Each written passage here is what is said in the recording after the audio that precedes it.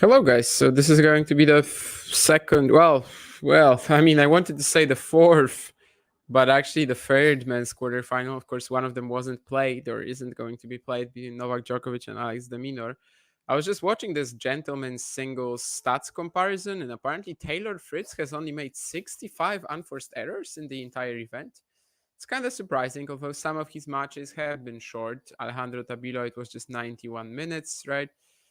Chris O'Connell, I think it was like 100. No, sorry, the other way around. Chris O'Connell, it was 91 minutes. Alejandro Tabilo, I think it was like 114.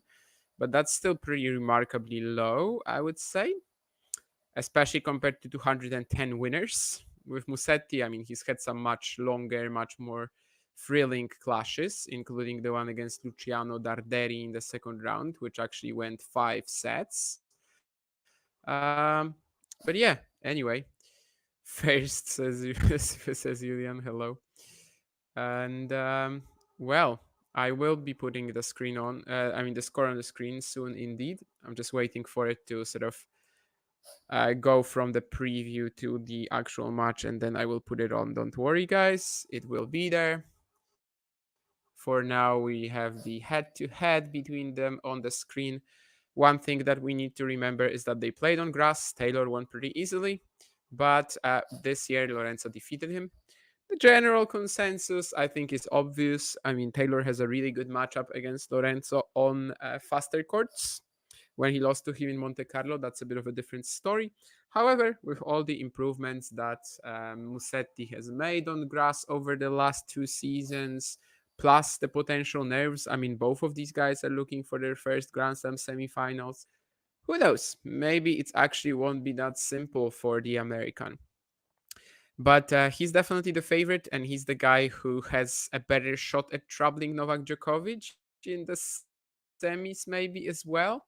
Just because I would imagine that if Djokovic plays Musetti on grass, even though that's been a pretty tricky matchup for Novak over the years, I think that's mostly a clay thing. Like the serve advantage, especially for Novak over Musetti, I feel like would be too big. Huh. Yeah, Ghosty, that's actually a very good question. I was considering this. I was considering to actually not do this match, to not do a quarterfinal today. In fact, I said no to Djokovic de Minaur before we even knew that it was gonna be cancelled. My ping pong activities are lowered this around this time in the summer because I can't attend my usual practices until October. But I was just thinking, oh, there's so much challenger action every day right now because the second week of a slam is always a big time for the challenger tour. But eventually it turned out that there is a bit of a window here for me to watch Musetti Fritz. So yeah, I'm gonna be bringing that to you after following Braunschweig, Salzburg, Yassi, and Trieste throughout the day. I also caught a bit of the women's quarters. I did not see any of Djokovic de Minaur, but I did get to see a bit of the women's quarters. Rybakina was just sublime, and of course Krejcikova really has regained her form since that horrible mess in the opening round against Kudermetova. I kind of wonder if Kudermetova wins that match, does she also go far? I think so, but maybe she wouldn't be beating Ostapenko. I think Krejcikova has a much better skill set to like unload someone's power like that. And she definitely showed it today. Who knows? Maybe she has a shot against Rybakina, maybe the best out of the players left in the event. I still don't give her too much of a chance, though, to be quite honest with you guys. But yeah, Musetti Fritz, I'll be watching that as well. This is actually the most exciting quarterfinal in my books. I didn't care about Alcaraz Paul whatsoever. I didn't care about Sinner Medvedev, although I did actually start watching it at some point. Yes, of course.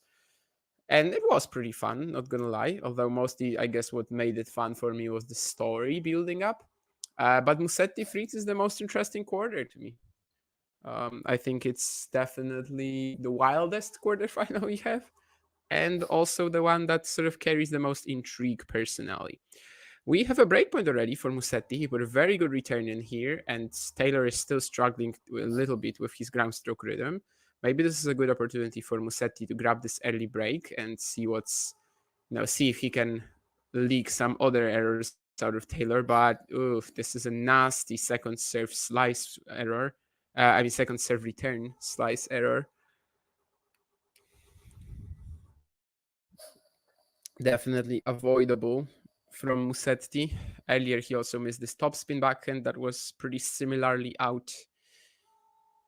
And now this next forehand return will not make it into the court. Of course, we are playing outdoors today. It's sunny. They've played a lot of junior matches, junior doubles matches. Not actually, but junior matches, doubles matches, mixed doubles going on right now. So this is the makeup day for Wimbledon, when they just try to make up for what's happened over the last 5 days or so. And it looks like the forecast for the rest of the week will be better. So not much to worry about, although they already had to move the mixed doubles final, I think, from Thursday to Sunday, but it's no biggie. The ticket holders on Saturday on Center will be happy, because that means they could get 3 matches instead of 2, as both the men's and women's doubles finals will be held on that day because of that. So far, just 25% first serves in for Taylor, which is actually a big reason why he's struggling in this game. He gets his first serve in now, though, but it's still a rally. Musetti neutralizing the power pretty well, forcing Taylor to hit some uncomfortable shots. And he's gonna get that error down the middle from the American. That was definitely a nice example of what sort of the Musetti hand skills can do in a baseline rally, even against top 5 ball striker, as Mr. Vange Vermani calls him. Musetti, of course, in the previous round beating Pecci Pericard, eventually not having as tough a time with him as he had in Stuttgart. And there the hand skills, the chip returns were really on full display. Yeah, another miss though that might prove costly for Musetti, as Fritz is still a little less sharper, a little less confidence in his baseline game, probably than he will have in 10 minutes. And that +1 forehand was just there, like it was just placed in the sort of middle of the left side of the court, but it really had nothing on it realistically, and Musetti messes up the backhand anyway. So it's like 3 breakpoints by now, and all of them, he's missing makeable shots on. Now he's missing another neutral slice in a rally. Some of these shots that he's hitting, especially cross court of the backhand, it feels like Fritz should be uncomfortable playing them, but he's actually doing a pretty fine job just getting the ball back over on the other side of the court, getting some good angle on it. Of course, not like blowing it apart, but certainly just keeping the ball in play well. And he gets that first game. I don't know how important it will be, but it certainly felt like a break was possible here, and Musetti kind of messed it up. Challenger action. Yeah, it does sound like an action movie from the 80s for sure. If Paulini and Krejcikova walk into a bar, which one does John approach with an aperitif? I think it would be Paulini. Yeah, I think at this stage we know already that John has a crush on Paulini. I mean, it's extra clear. So yeah, I'm sorry, Babsi, but it's clearly Paulini. He turned his camera on in the background for just a second. I think he's going to be out soon because he's going to watch that England Netherlands loss for the White Albions. But for now he's still there, so he did react to it, in case you were wondering. Anyway, Musetti about to serve. Part of that huge improvement he's made on grass is definitely how much he's developed the flat first serve. Something that maybe on other courts we don't really watch that much from him, as he is trying more to like set up the point and get the kicker in. But we'll see how effective it will be against Fritz, as of course that's still the second best serve on the court in this matchup. What's not second best for sure is the footwork, the hand skills, the variety, the wide repertoire of shots that Musetti can unleash. If he can make Fritz crumble for balls like he just did, who knows? How incredibly sad for Alex de Minaur, right? As well, that he had to withdraw today. I mean, this is an amazing season for him. He's really threatening touring qualification. Would he have beaten Novak Djokovic? I mean, I've got no idea. The matchup is horrific for him, but it seems like Novak is at least a tiny bit vulnerable. I mean, he already beat Novak this year, but that was also when Novak was unwell. And yeah, it's just a shame he didn't he didn't get to sort of shoot his shot, right?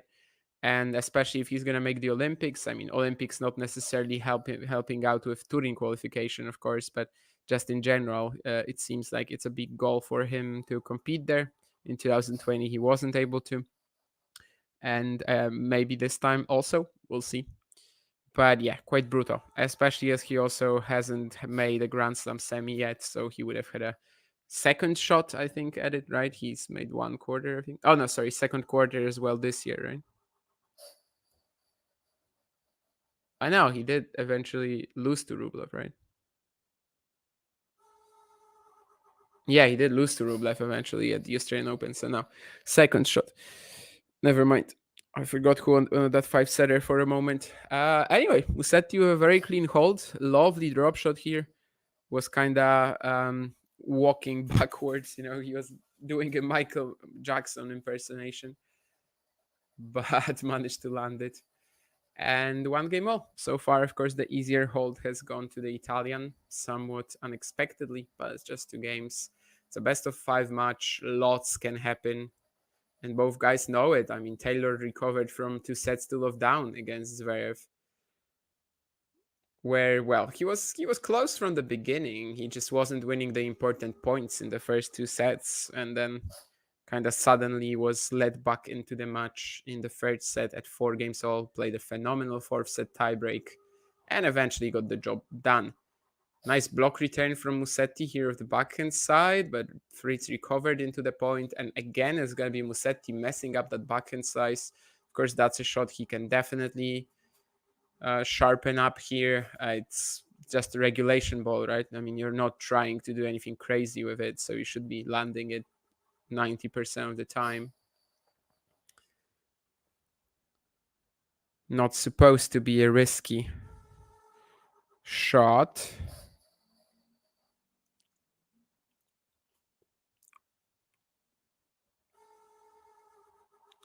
That first serve percentage from Fritz still not too high in the first 2 games. So it would be extra good for him to survive anyway. Ooh, loses his balance there. He's still at the net though, but he can't cover the forehand on the stretch. The forehand volley on the stretch, I should rather say. Musetti with some tape on his left knee. I'm not sure if that was there in the previous match. I don't remember right now. But it doesn't seem like he's hampered. Got a shot of the celebrity girlfriend of Taylor Fritz. Probably gonna show her a lot in this match. Oh, we've got our first nasty backhand down the line winner from Musetti. I'm hoping there's gonna be a fair few of these in the match. And yeah, it's just as beautiful as every single time. Taylor playing deep into that backhand corner, which is a sound strategy, but Musetti has enough time to recover, even kind of fall back a couple of steps, and just plays that into the open side of the court with perfect precision.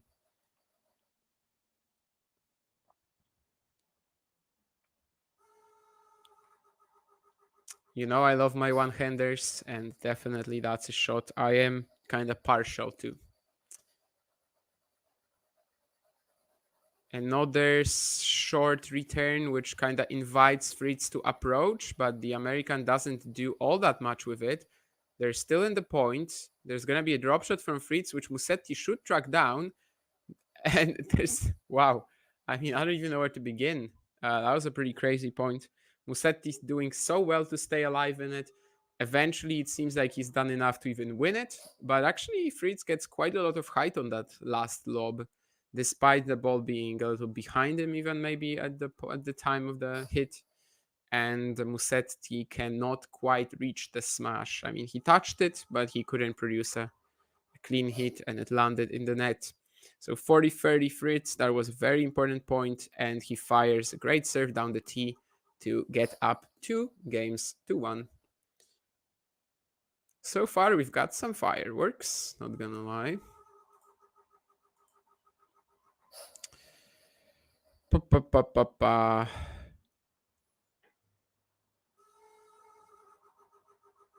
Paolini definitely. The crush is the other way around. Apparently Paolini has a crush on John. Okay, sure.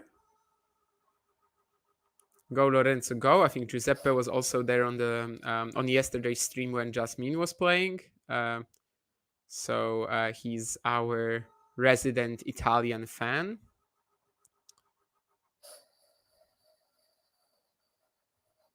Fritz style kind of looked like Sinner last few matches, him constantly changing sides and taking the risk while being in the baseline. Maybe in the last sets against Zverev, the first few are actually really Fritzish, I would say. In that when like he couldn't really get out of anything from neutral or from behind, he couldn't get out of these back and cross court patterns with Zverev. Wasn't really trying to either. Like it was all just hitting down the middle or cross court with the backhand and not testing the knee at all. But then he definitely, woke up and yeah. Is Musetti in the Berrettini territory? I mean, I guess it's less sort of talked about just because he plays that on every single surface, and on every single surface it's super dangerous. But in general, probably. I mean, any shot that has to do with touch, Musetti can do it well, right? It's just a part of Musetti's game, so in so much more, sort of to a much bigger extent than Mateo's in general, and it doesn't make that much of an impression generally. What made an impression, though, is the Fritz lob here. And Musetti, I think, even uploaded that. That was a phenomenal one on the run from Taylor, and he gets the first point in this game. We'll see if he can look for the break. Did he upload it? Yes, indeed, he did. Rightfully so. Very good sprint to cover his forehand corner from Fritz, and then the touch on the lob was great as well. Almost no chance for Lorenzo to even tweener it or, I don't know, track it down.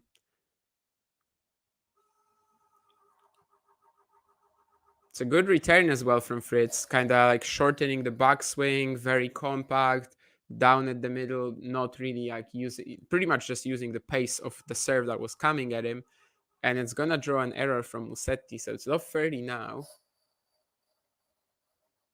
This is more, these last 2 points, or at least this last point, is kind of more what we expect from this match.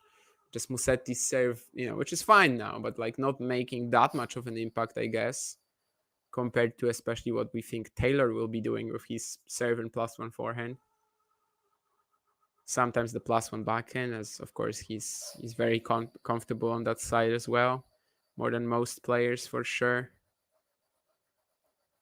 Musetti again trying to unload with the slice. Taylor so far hitting confident and consistent off it. And that's maintained in this rally as well. But Musetti should get a chance to attack here. Did he just overcook that forehand? No, I think he's found the line with it. Ooh, that was... Well, I can't say lucky. I mean, if you found the line and you hit it clean, then, that's good job to you, right? But yeah, that was just like barely on the line. I don't think we're getting a challenge from Taylor, but he was expecting it to go out as well when he was trying to run it down. 15-30. Easily could have been lob 40 there. He should get the next point as well. Oh my god, what a miss from Musetti. Very short return from Fritz. He runs to the forehand corner. Musetti is like, okay, so I'm just going to play the other way, and dumps it into the net for absolutely no reason. Wasn't even delaying it that long. Like, I think Fritz made the step to his right-hand side very quickly. So I don't think it was even the case of that, 40-15, 15-40, even 2 break points. First time on the Musetti serve. And it's going to be the break as well. It's another one of these compact first serve returns from Taylor, which land deep, doesn't need to put much into them. and that depth is enough to cause the slice error from Musetti. This time he just didn't even have time to execute the shot. And yeah, it's 3-1 Fritz. I know he's had to save a few breakpoints for at the in the very first game. I know there was that lengthy 30-all point when he at 1-all when he also barely saved himself from having to defend another breakpoint. But well, I mean, it's looking good for him now for sure. And the matchup advantage, it's kind of showing on faster courts at least. I think when they played in Monte Carlo, it was very much unclear who's the favorite in that match in April. Lorenzo ended up having probably his best tournament of the clay season there in Monte Carlo. Otherwise, it was actually kind of a disappointment. But that's why he's been also very very much cherishing the wins that he's getting in this grass court season. You know, he was on the floor when he won his Queen's quarterfinal, Queen's semi. He was crying when he won his fourth round here, which might sound a little over the top, but it just shows you sort of that he was really disappointed after the clay, where he was saved by that one Monte Carlo run, which was still third round, but I mean, he played Novak in the third round, so what can you do? And it was also the two Challenger 175 finals that saved him. But I don't think he would be pleased with his performances. He would have been pleased with his performances in either of these matches, especially the first one against Navone. Against Passaro, he was a little bit better. But I mean, yeah, these results kind of saved his clay season, but it's still not what Musetti is aspiring to be. This is a routine quick hold from Fritz now. I think 2 or 3 unreturned serves and then the +1 kill here. He's looking in control in that first set now, after the first few games were kind of sketchy. Cedric is asking, can Musetti win in this? I don't really think so, but we'll see. I thought Musetti was a clay quarter, so did not make time to watch him on grass. Yeah, I mean, Musetti on grass in 2021, 2022, he actually went 0-4. Some of these, like, this is a bit of a skewed stat because his opponents were really good. Like, it was Fritz, Bublik, Hurkacz, and someone else. But the last 2 years, he's made lots of improvement. And yeah, especially that flat first serve, and generally when he's not getting overpowered, he is looking really good on grass courts. When he has time to get that, the variety, the hand skills in, chip his returns, and yeah, just kind of have fun out there in the same way he can on clay courts, which makes sense, right? I mean, natural surfaces do tend to favor these sorts of players, like I don't know, Ons Jabeur and stuff, Matteo Berrettini even to an extent. I mean, he still hasn't won a hardcore title on the ATP Tour. But yeah, there are definitely players who do well on both grass and clay. Since last year, it's Musetti as well. But it's clear that when he runs into someone who either really efficiently takes time away or just has a lot of power, hopefully both, then he's really going to struggle. Like Berrettini in Stuttgart just crushed him. Tommy Paul in the Queen's final, were it not for the choke in the second set, I think would have crushed him as well. And well, this time at Wimbledon, he's kind of had a pretty soft draw so far, especially as he avoided Rublev. I think Pechi Pericard could have been a bigger threat to him, but he kind of just made it work regardless. But overall, let's look at the opponents that he's played, right? Lestienne, Comessania, Darderi. I mean, neither of these is like a proper power player on grass, right? Comessania plays pretty much the same style as Musetti on grass. It's not the same, obviously, but they kind of play the same. And then you also have Lestienne, who's another magician. And then you have Darderi, who has a very good serve. I think he's got some potential on faster courts in the future.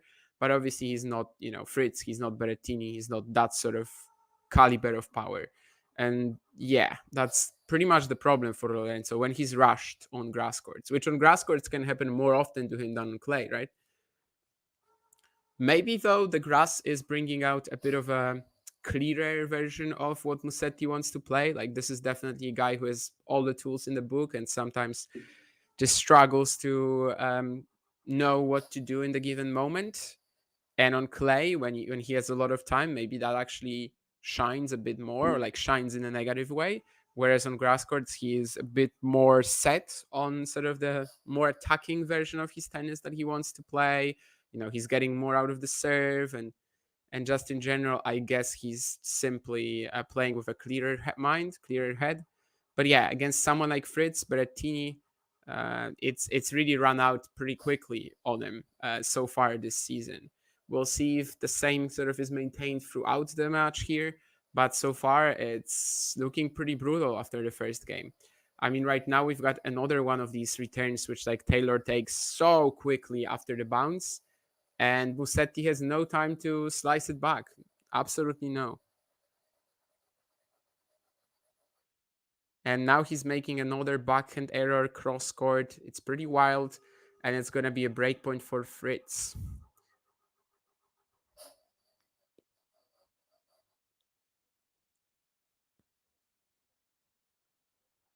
If it wasn't for that Pecci Perry count round four, we'd just say that, this is the first opponent he is playing that comes in with overwhelming power.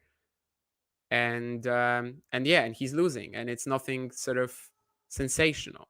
But I mean, there was that Pecci Perry card performance as well, which kind of makes you think, what's the difference between Fritz and Pecci Pericard? To me, it's maybe like just overall, right? All roundedness.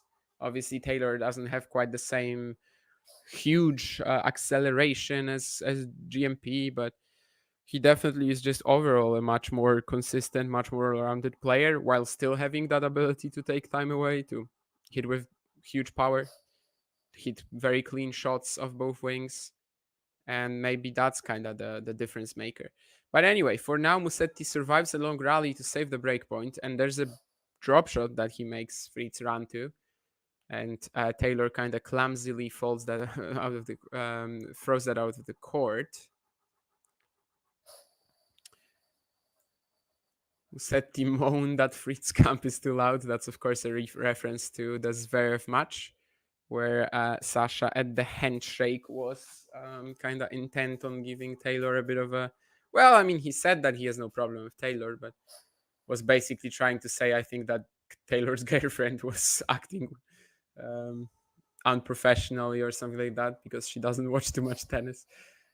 Drama, drama, drama.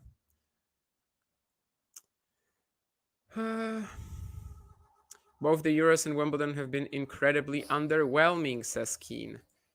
Well, the Euros definitely are criticized for being just a big disappointment.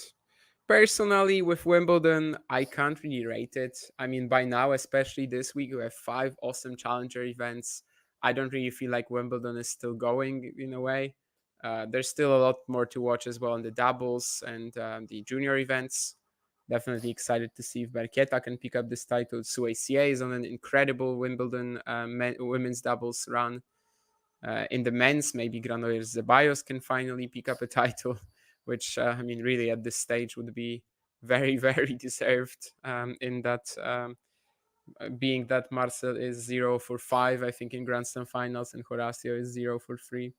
So there's a lot of storylines. I mean, the quarterfinals, I guess, yeah, they've been a bit of a disappointment.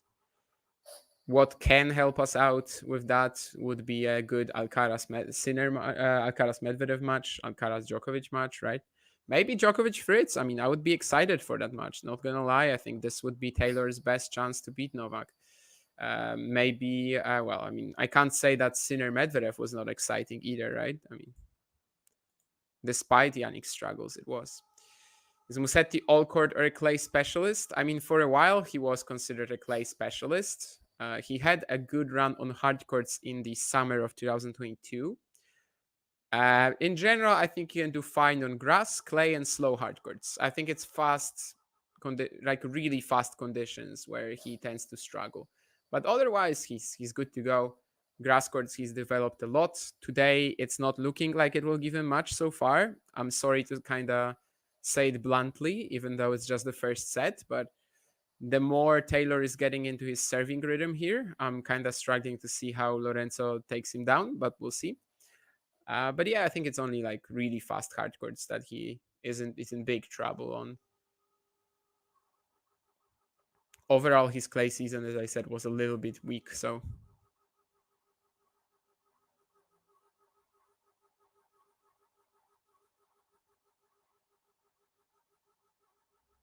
Lulusan, sure. Is it harder to have a major upset on clay than other surfaces as serve isn't as important? Absolutely. I mean, yeah, the faster it is, the slimmer the margins are.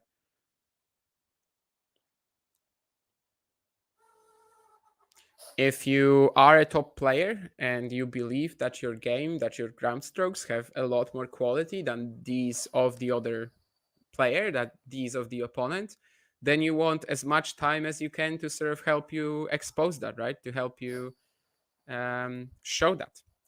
And I think, yeah, the slower it is, the easier it is for a top player to potentially just claw his way back into the match. If it's faster, sometimes you can just, serve your way through the match and even not choke because of your serve. You're just gonna get some unreturned serves anyway.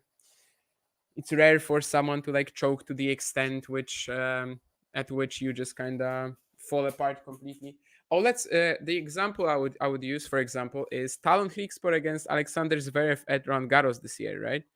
4-1 in the third double breakup. If it's grass, he probably wins the match 95% of the time. Doesn't matter that he was like so nervous there because he's just gonna get enough 3 points or like 3-ish points anyway. But on clay, he had nothing. At some point, he just absolutely had nothing. He still had to win it for himself. So I think it's also a lot tougher to like keep your nerves just because you gotta win that point in like one or two more shots on average. Sometimes even, you gotta win it 5 times because the opponent is defending so well. So yeah, I don't think it's a controversial opinion at all that the faster it is, the upsets get more possible. The margins are just slimmer. There's more tie breaks. There's more closer sets. Whereas if someone is really so much better than you on or in slower conditions, you probably don't have much to say really. Your ability to trip them up is going to be a lot more limited. 2-5 Musetti trying to serve to stay in the set.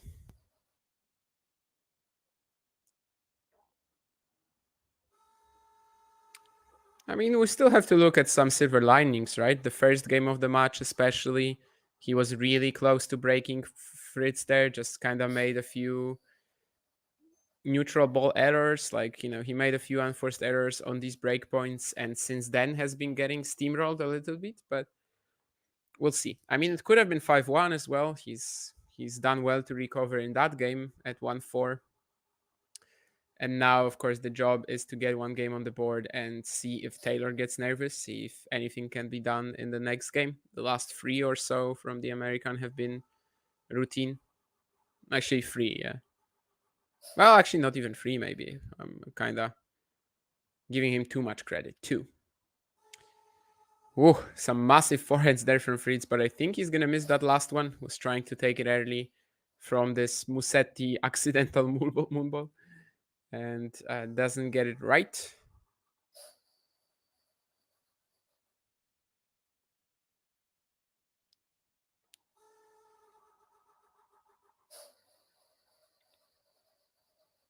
This one is a nice return though.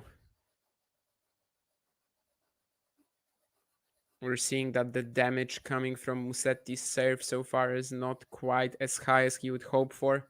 Not quite as high as he would, he has to hope for, given that he has to keep up with Taylor. As that first serve was just taken so early by Fritz anyway and produced a very deep return. But anyway, there's an unreturned serve now, 40-15. Let's see if Musetti can just get it to that 3-5 game. And yeah, will he pose any danger there?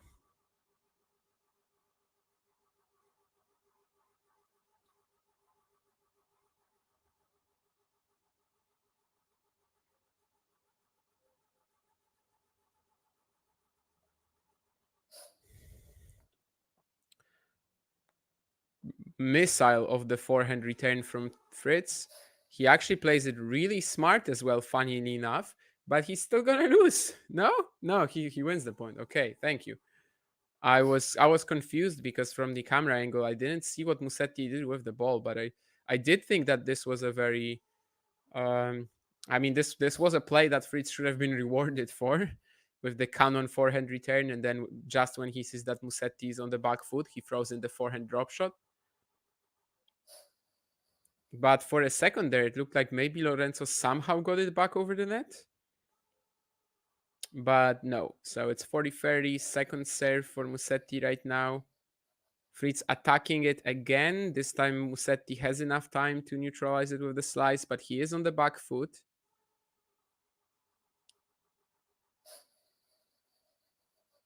Gets back into the point. They're trading forehands down the middle. Lorenzo switching it up, and it's a good idea. Fritz misses a backhand cross. So it's going to be 5-3. And now let's see if this will join the list of routine holds for Fritz or not.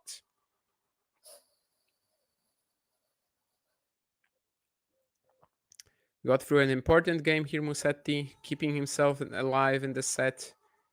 Let's see if now he can find any class returns again, or will it be more just, improved serving rhythm by Fritz and more of quick holding. Okay, second serve to look at for Musetti.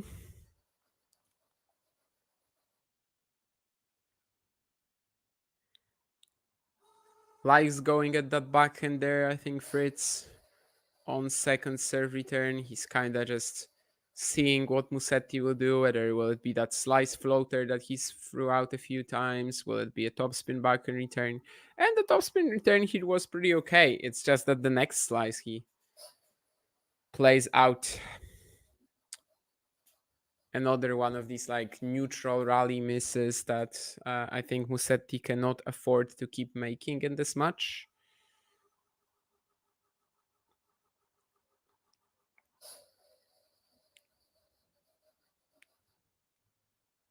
Especially as Fritz is missing first serves in this game. So, the potential to look for something is there. But it's not going to be there when Musetti is standing so far back, just kind of allows Taylor to crack that first ball. And yeah, gets enough on it to draw an error. 2 second serve points for Fritz so far in this game, and he's won both. So that's a big win for the American. It's a nasty return on the baseline for Musetti, but it didn't give him enough. And I think he's going to throw out this backhand as well. Oh, he's going to be challenging it. Personally, I would lean out. I think he's leaning out too, given he's already on the other side of the court. And yes, it is out. So we're going to have a 40 love Taylor Fritz, 3 set points. All of these rallies Musetti was in. I have to say the reaction from Fritz was really nice here on that return from Musetti. He kind of just had to invent something, he had to come up with this impromptu half volley, and he did. And it's an ace down the tee to bring him the first set. Honestly, clinical. I know the first game was pretty tough, but all in all, 9 out of 10 set from Fritz. And let's see if he can keep going like this. So far, it's not looking like, it's out of his reach, right? I mean, he's not doing anything crazy. He's just playing pretty well for his standards. So, yeah, as Julian said some time ago, all business. Man on a mission, dad on a mission, right? Because they always say that the WTA always posts this shit. I'm sorry, I shouldn't swear, but this stuff about mom on a mission when there are moms playing, right? Or like when two moms are playing, then they make the whole match sort of about it. So we can also say dad on a mission here, and sort of this is a battle of two recent fathers between Fritz and Musetti. So it's a decent joke. Sorry.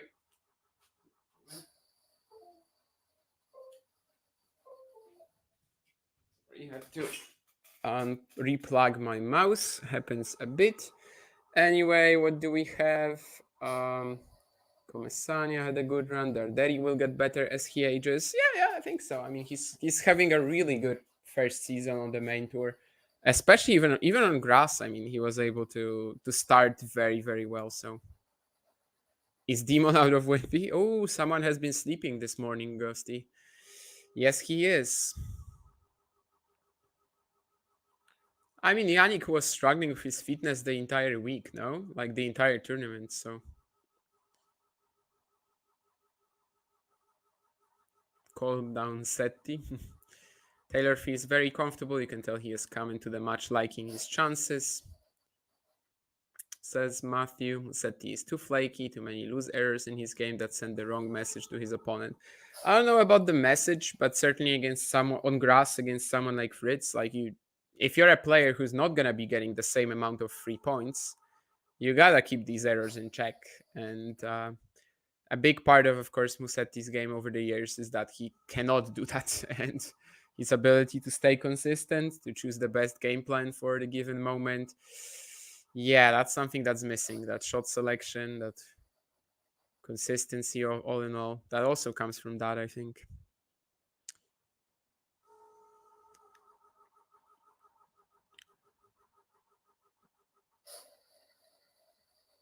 If Novak is out of rhythm, then Fritz has a chance. Novak anything close to 2023 version, I expect will win in 3, maybe 4. Yeah, I mean, we can so far only speculate, I think, whether Novak can play like he did in 2023 or 2024. Against Rune, I know that people are pointing to it as like a great performance, but I mean, first of all, it was indoors, and mostly like what Novak was doing great was serve and keep points short, right? I think indoor conditions, especially sort of at this time, at this stage of his career, when he's playing more aggressive, when he's got a better serve, they are kind of favoring him even more and more over the years. And Rune did play pretty horrible on his delivery, and just kind of the forehand was so wobbly on offense. I don't think he really tested the knee. Will Taylor do that? I mean, we'll see. But yeah, I think for now we can only really speculate whether Novak's 2023 version at Wimbledon is anything close to what's happening. I mean, what he can play right now.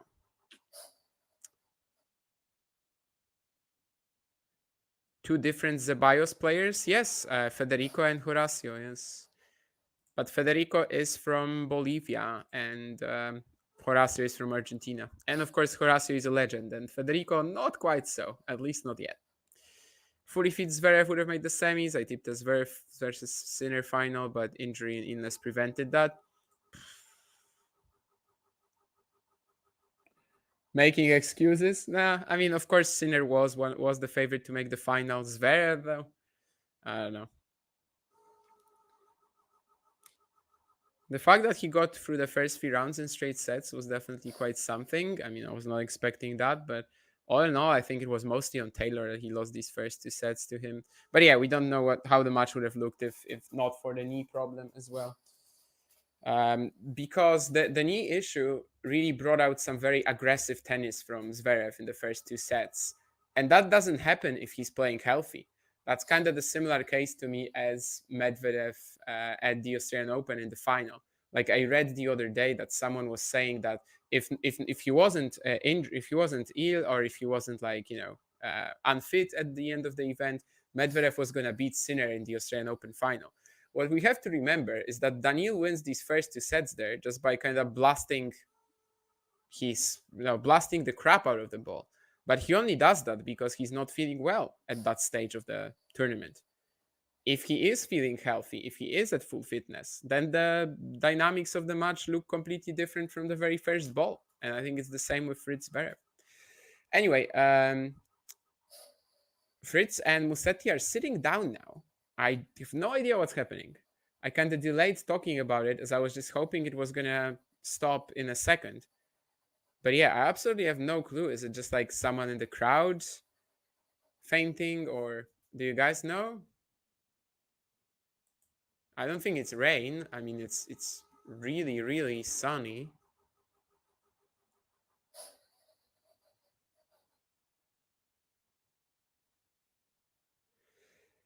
For them making a player retire when they obviously are struggling in 6. Sinner was leaning on the physio going off the court. He could have passed out.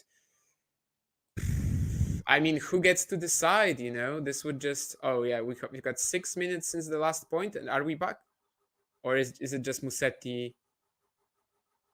No, we're back. Okay, so Musetti is gonna serve. I have no idea why we had that delay, but anyway, Musetti is due to serve. This is very arbitrary. That's why I don't think it's really gonna happen. I mean, of course, there could be situations when like if you can't play, you can't play in terms of if you run out of your MTOs, and if you run out of the potential chances for them to keep you sort of up and well. But yeah, I mean, who would get to decide who's sick enough and who's not sick enough? Like, no, it would just create lots of injustice as well. Like, not only, not only conspiracy theories, but like just in general. Like, this decision should belong directly to the player, unless they literally physically can't, in which case it stops being arbitrary. Because if someone is, breaks their leg and is on the floor, I mean, obviously the match is over.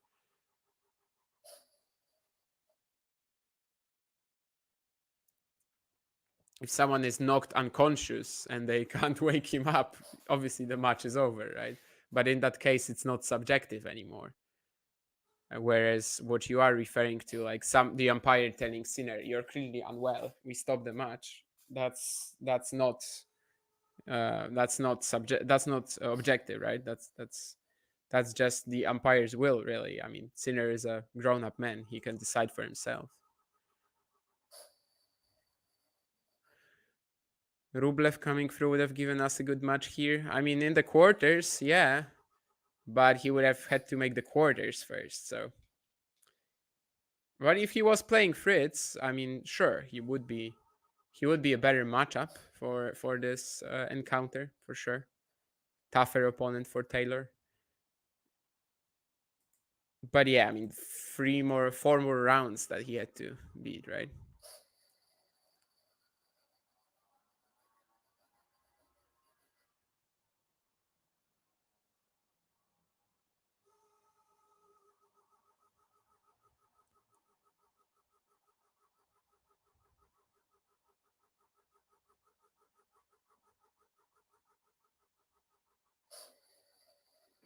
Who was 2 sets up versus Medi and still lost?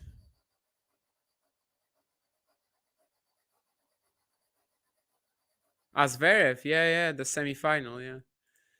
Yeah, that was definitely one of the examples of Zverev just not stepping up when he could to potentially win a major. But I mean, get into the final in that case, but potentially win a major. One of many examples.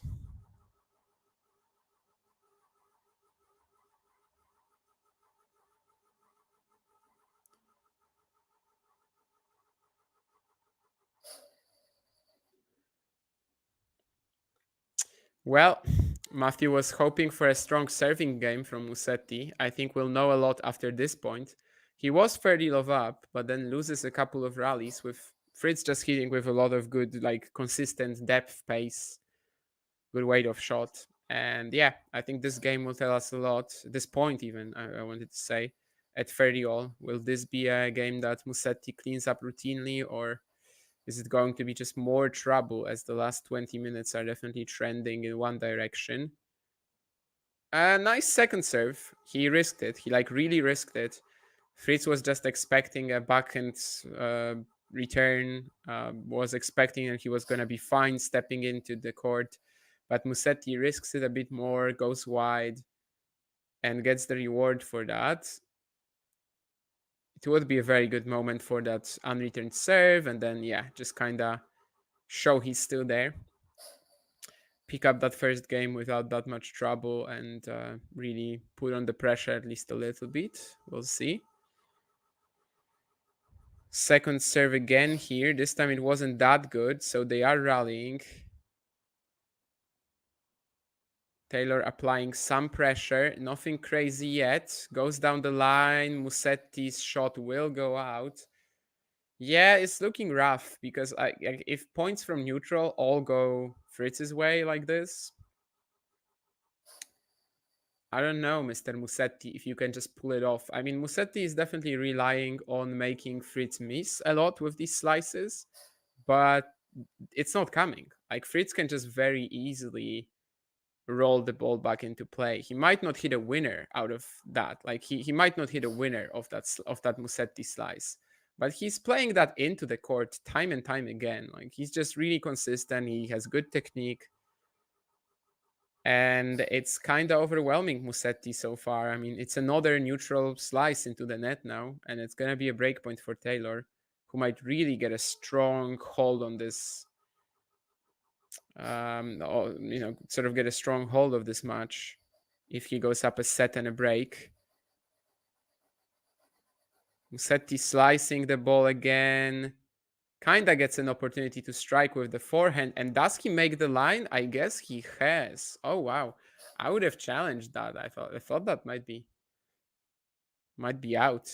But that's actually a good example of what that slice can sometimes give Musetti in this matchup. I mean, he just got a ball that finally he sort of turned into something attackable. Um, I think when he's using that slice to just kind of get an error from Taylor, it's never really happening. Whereas if he's using it like here to like set up the next big forehand, sure, that's actually doable. This is of course something that Matteo Berrettini loves doing, but well, his forehand is slightly bigger. Musetti has to be a little bit more, I would even say, courageous about these opportunities because it's just not as easy for him to accelerate of the forehand. Something that Ash Barty was like, it was her trademark, right? To use that slice in the way to set up the next forehand and attack it. Musetti did well here on breakpoint, finding the line, and he's gonna get a game point now. Can Musetti get out of this alive and well for now? I don't know if well, but definitely alive.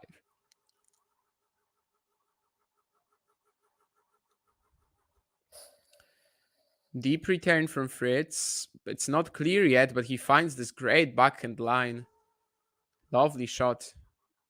Really didn't seem like there was that much time for him to line up for it, but yeah, he cracks it. Shows confidence. So far, only 20% first serves in from Musetti in this game, which is kind of similar to that Fritz hold at the beginning of the first set, when he was also like 2 out of 8 at some point, and yeah, was just really struggling in that game mostly because of that. Now he finds the first serve Musetti though, and he's gonna get a 3 point because of that. 7.5 minutes already in this game. Along with that break after the first set, it's felt like we are really, we have been stuck for a while on that 0-0 score in the second set. And it's time for Musetti to show if it's over or not. That struggle, I mean, in the first game, if it's over or not. Ay, ay, ay, ay, ay. Yeah, again, he's afraid of what Fritz is gonna bring him with the second serve return, so he goes a bit bigger, goes at the forehand corner of Fritz, but this time the serve is long. I think it's 25% on first serve points now in this game, 3 out of 12. So yeah, overall, kind of not surprising to see him struggle if you look at it that way. This is smart though. This is good. Yeah, sure. I mean, easy put away, easy +1, but there was no need to go out all out there. A lot of time to give Fritz time to like come back to the middle and then hit, wrong foot him basically. And yeah, that's another game point for Musetti. Let's see if he cleans it up this time. Plays a backhand drop shot, but it's into the net. Truth be told, it's been a little painful watching Musetti this game. Like, it just seems like he's constantly doubting himself, constantly in two minds. Obviously, can't find that first serve too often. And yeah, it's just one big struggle from him in this game. If he survives it, maybe something will kind of turn. But for now, he's just really struggling. Fritz with a nice backhand angle cross court. It all started with the return, which was such a good reaction as well. He should have been behind in the point after the return, but he wasn't. And Musetti never really got back in good terms with that. And yeah, there was an opportunity maybe to go line with the backhand. Fritz chose the sharper angle cross. It was a great one. And there's a break point for the American right now on the second serve return as well. Will we have Musetti risking to go at the Taylor forehand again, or is it going to be more of a kicker? I don't think he'll risk again, to be honest.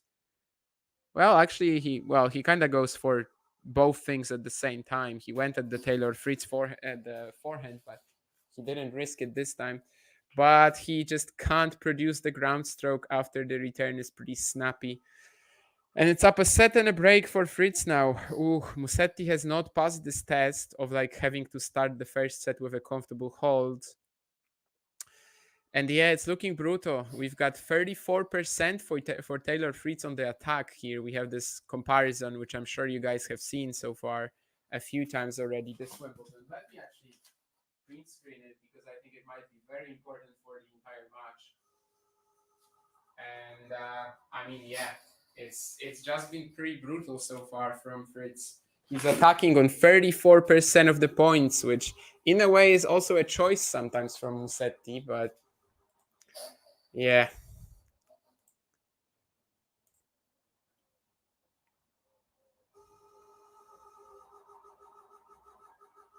No, Julian says that he heard this Wimby is the most with is the one with most number of successful comebacks from being 2 sets down. Very possible because it's definitely the record holder in terms of the most 5 setters in general. So that would make sense if kind of both worked together. Of course, it's not a given, but the potential cooperation is there. It's definitely more potential for cooperation than anything with Musetti's game today so far. Oh wow. More spaghetti. We are overstating Fritz's dominance in the first set. I mean, Ghosty, it was just the first game. It was the first game when Fritz saved 3 breakpoints, but since then, all the patterns have been going his way, really. I understand though that the stats would tell you that because yeah, I mean he had to save 3 breakpoints. And also he didn't do well on them. Like it was just Musetti missing rally shots. He was in the rally every single time, and he kept missing these. So yeah, how good is Jagger Leach? I cannot tell you much. I probably have watched some junior match of his at some point, but I don't think I can really speak on him yet.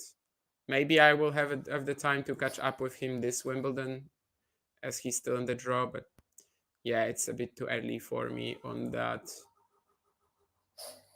I think I might have watched a junior match of his last year, maybe at the Australian Open, if I remember correctly. But yeah, I don't have much recollection of that. Love 30 now for Musetti, but again, he's in the rally and kind of can't convert.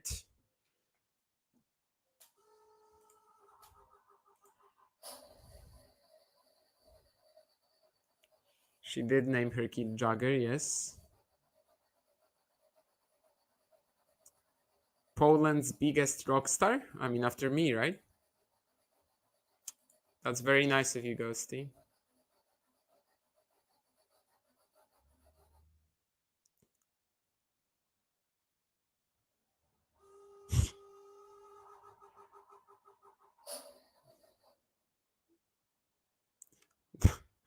Apparently, either Djokovic or Djokovic's surgeon appeared in your nightmares. It's very interesting. I think it would be very funny if it was the surgeon of Djokovic who appeared in on your nightmares. Oh, and there's gonna be a couple of breakpoints right back for Musetti. Uh, I think Fritz pretty much did everything right in this combination, but then misses the final forehand down the line. But it was a pretty risky shot. Like it's also to Musetti's credit that he shrunk the court well in this rally for Fritz. Really kind of told Taylor, if you wanna winner this, if you wanna end the point right there, you have to do it with a bomb. And that bomb might not actually explode. I mean, it might be stopped by the New York City Police Department or Scotland Yard, I guess, in this case.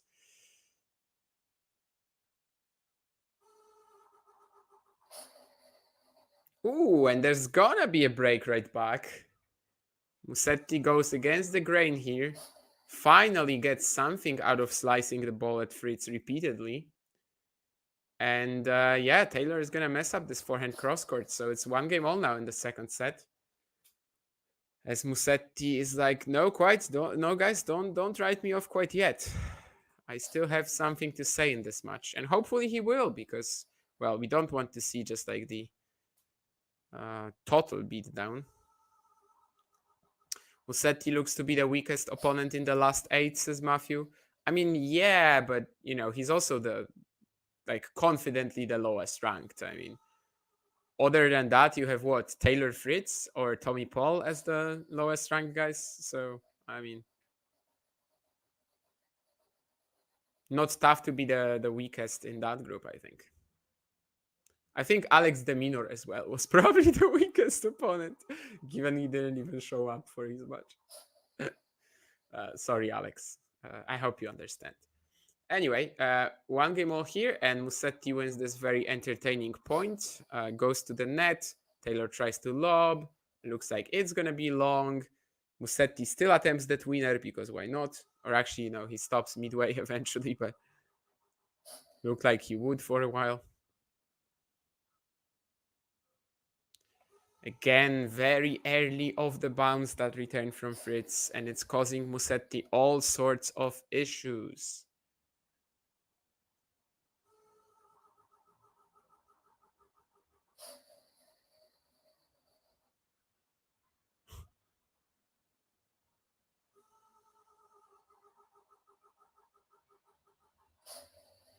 Timing of injuries can change everything in the events. I mean, Keys is the most clear example, right? Yeah, I agree with that. I mean, Keys then plays Navarro in the quarters. Who knows? Keys already lost to Navarro at the French. Theoretically, should be easier at Wimbledon. And who knows? Maybe Madi is the player making the final. Definitely wouldn't be the most outrageous thing in the world if she did.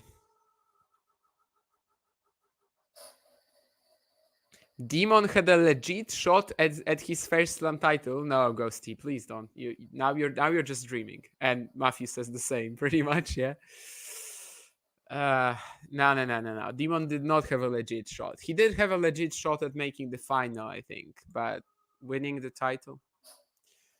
Is Musetti playing from a deep court position? I mean, generally, yes. The way he's the most comfortable is like 2 meters behind the court, kind of waiting the other player around and then finding his chance.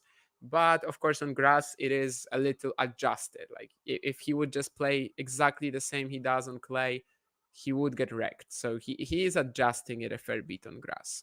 But generally, yeah, I think Musetti is, I don't know if at his best, but he's most confident when he's a little behind the baseline, maybe 1 meter, maybe two, and is just kind of rolling the ball in, mixing it up, and then finally he steps in for that backhand down the line, for example. Um, what is that? Average second serve return speed. Yeah, Fritz very up on the day, 76 to 66. I think that actually is a better screen grab. I'll print screen that because yeah, he has a lot of space to attack Musetti on that second serve return here. And even first serve sometimes take time away, and that's something that Musetti does not handle well. But for now, Lorenzo 2-1 up in the second set. He's recovered the break back. Chances of Hubi making a comeback and winning this Wimby, given that he's got an injured knee, 1%.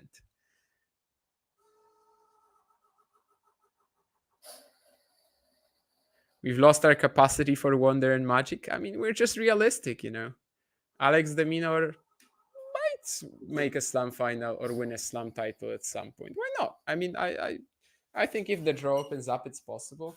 But if you're telling me Alex Deminor is beating, let's say, Djokovic, Fritz, and Alcaraz back to back, nah, that's not happening. Especially that last part. That's where it gets really tricky. I would also favor Fritz over Deminor. I don't know why Vansh is very critical of Taylor Fritz, whom he usually praises to heavens. But Vansh actually told me a couple of days ago, and that was when Fritz was 2-0 down against Zverev, that Fritz never had a shot at making the final anyway. Which, I don't know, that seems very harsh to me. I think he's got a very good shot at making the final. And I especially don't understand why Vansh said that Fritz was surely gonna lose to Deminor. Like, really? Isn't that like a 52-48 Taylor or something like that? Musetti is in a couple of more interesting rallies right now. kind of playing more of what he should be doing here with that active defending and really messing up Taylor's timing here with the variety on the height, especially of the ball. As long as there's like not that many free short points for Fritz on serve, Musetti can be doing pretty well in this match. But yeah, then for every single long rally like this, you also get a point like that, right? And this actually, Fritz almost lost this one. The smash at the end wasn't too clean, but just all in all, like this is exactly the type of point that Fritz wants to play and Musetti desperately wants to avoid, right? Big serve, +1 forehand, and then just wrap it up. Or even, a lot of the time you're not even gonna have to wrap it up, as either the serve or the forehand will cover for that already. Seems like this 15 all point could have been a bit crucial if Taylor lost it, but for now it's 40-15 and should be game as well, and it is. So Taylor Fritz back to level terms in this set, 2 games all. Musetti did a good job to recover that early break he lost. He's still serving first in the second, but it does feel like every single game is going to be a bit of a, well, he's under more pressure, obviously, given that he is down a set already.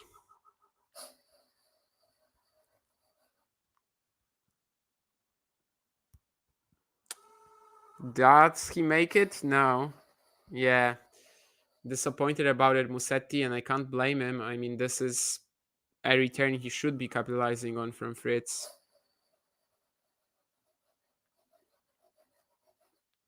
But the forehand sails wide.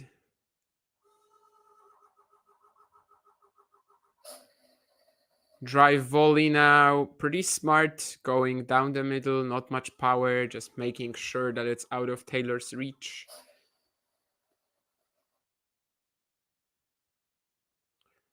The first serve's doing quite a lot of damage here, so maybe he will be a little disappointed to be 15 all and not 30 love, but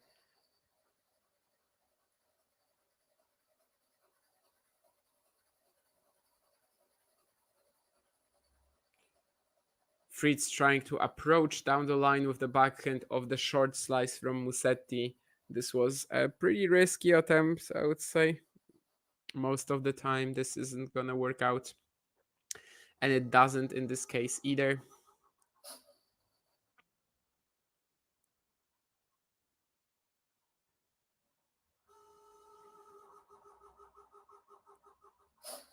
Net court from Musetti. It should allow him to get Fritz a bit on the back foot, but it doesn't. What a forehand from like this very central position from Fritz. He had to really play this with his elbow very close to the body, a little too close for comfort, but he still finds a lot of pace on that forehand cross. So 30 all.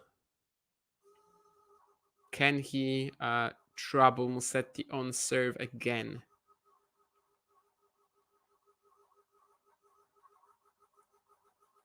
Second serve, so we know what he'll be doing. He'll be trying to go hard at it.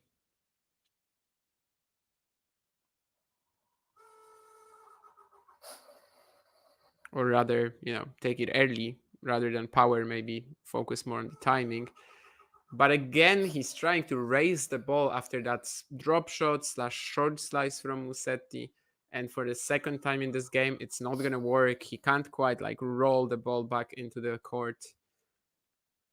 Just a little too little space, in terms of the stroke that he's trying to pull off. He's made a few of these errors already. But of course, I mean, if he lands the line there, he probably wins the point. So it's not a completely misguided attempt either. Gonna be playing a rally now too. That was gonna be a lovely combination from Musetti, but he misses that final backhand. This is a good example, again, though, of using the slice. I mean, this is just forcing Taylor to hit that uncomfortable backhand, have to raise it a little bit, and then he swoops in to blast the backhand cross. And the first one went in. It was the kill shot that didn't. This is kind of something that Berrettini lacked in that Sinner match, right? When he was like just kept trying to make Yannick miss or like get Yannick into at least a bit of trouble with the slice. But what he lacked was that ability to switch it up. So like when Yannick was, just kept going into his backhand corner, he just lacked that topspin one shot to really make it worth something. Like just make all these slices, all the shots cross court he's forcing Yannick to hit actually mean whatever. But yeah, he lacked that shot. Musetti has that, but he hasn't been using it too much in this one. And he loses this crazy point too. Great scramble from Taylor all around the court. Eventually, he gets to a drop shot and finishes it off with a backhand overhead. The break point has been saved by Musetti though. Unreturned serve out wide.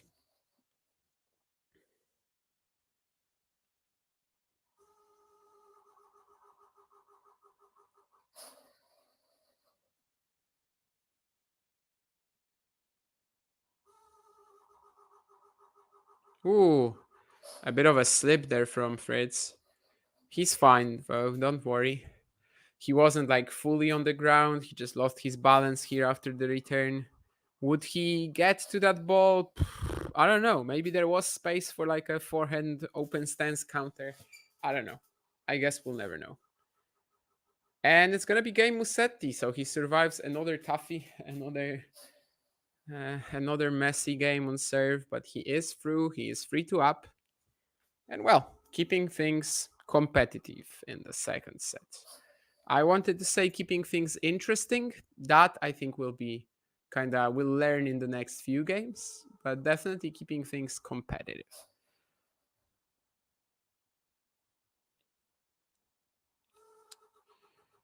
What else did we have here in the chat? Musetti was bound to struggle against a top 5 ball striker. Yeah. Alex beat Rafa this year on clay. Why can't he do something amazing on grass in his preferred surface? Because beating Rafa this year was not amazing. I mean,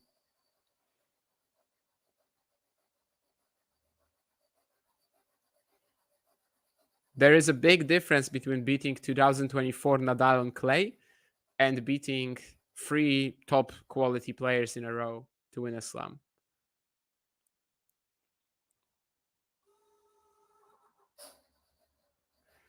Vanch might be a bit bitter, yeah, that Nori lost to Zverev in 3 sets. That's true.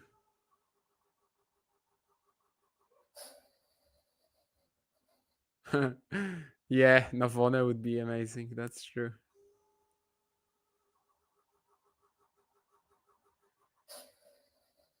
I remember Ghosty, yeah, you were really pushing for Shevchenko. I guess he won a match at both Roland Garros last year and this year, right? So, it wasn't that horrible. Yes, last year, the Roland Garros, that was when Sabov beat Medvedev. I strongly believe that whoever played Sabov in that first round would have lost. Has a defensive table tennis player ever been a world champ? Hmm. I don't know the full list, to be honest. I'm not aware of the full list of world table tennis champions, but generally the consensus is that you can get to like a top 20-ish level with a defensive game, chopping or whatever, but it's very hard to actually win the biggest titles with a defense first game in table tennis. I think in general, the last 10 years or so, since I've been more or less following the sport, a defensive player hasn't really done all that much at the top level. There are some big names for sure. There are some names to mention, I don't know, like Panagiotis or Ruven Filus or whoever, but they don't really get to like the very top. So my guess is no, but I can't tell you that because like in the 80s, I don't know the Chinese guys who are winning the World Table Tennis Championships, for example, right? So the Europeans, I don't think there was ever really a defense first world champion.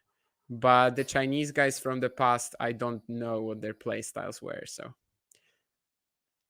That's a pretty sensational point. It's actually Fritz who does the Musetti thing here and drop shot lobs the opponent. Again, Musetti trying to track it down, maybe give himself that outside chance for a tweener, but he can't make it.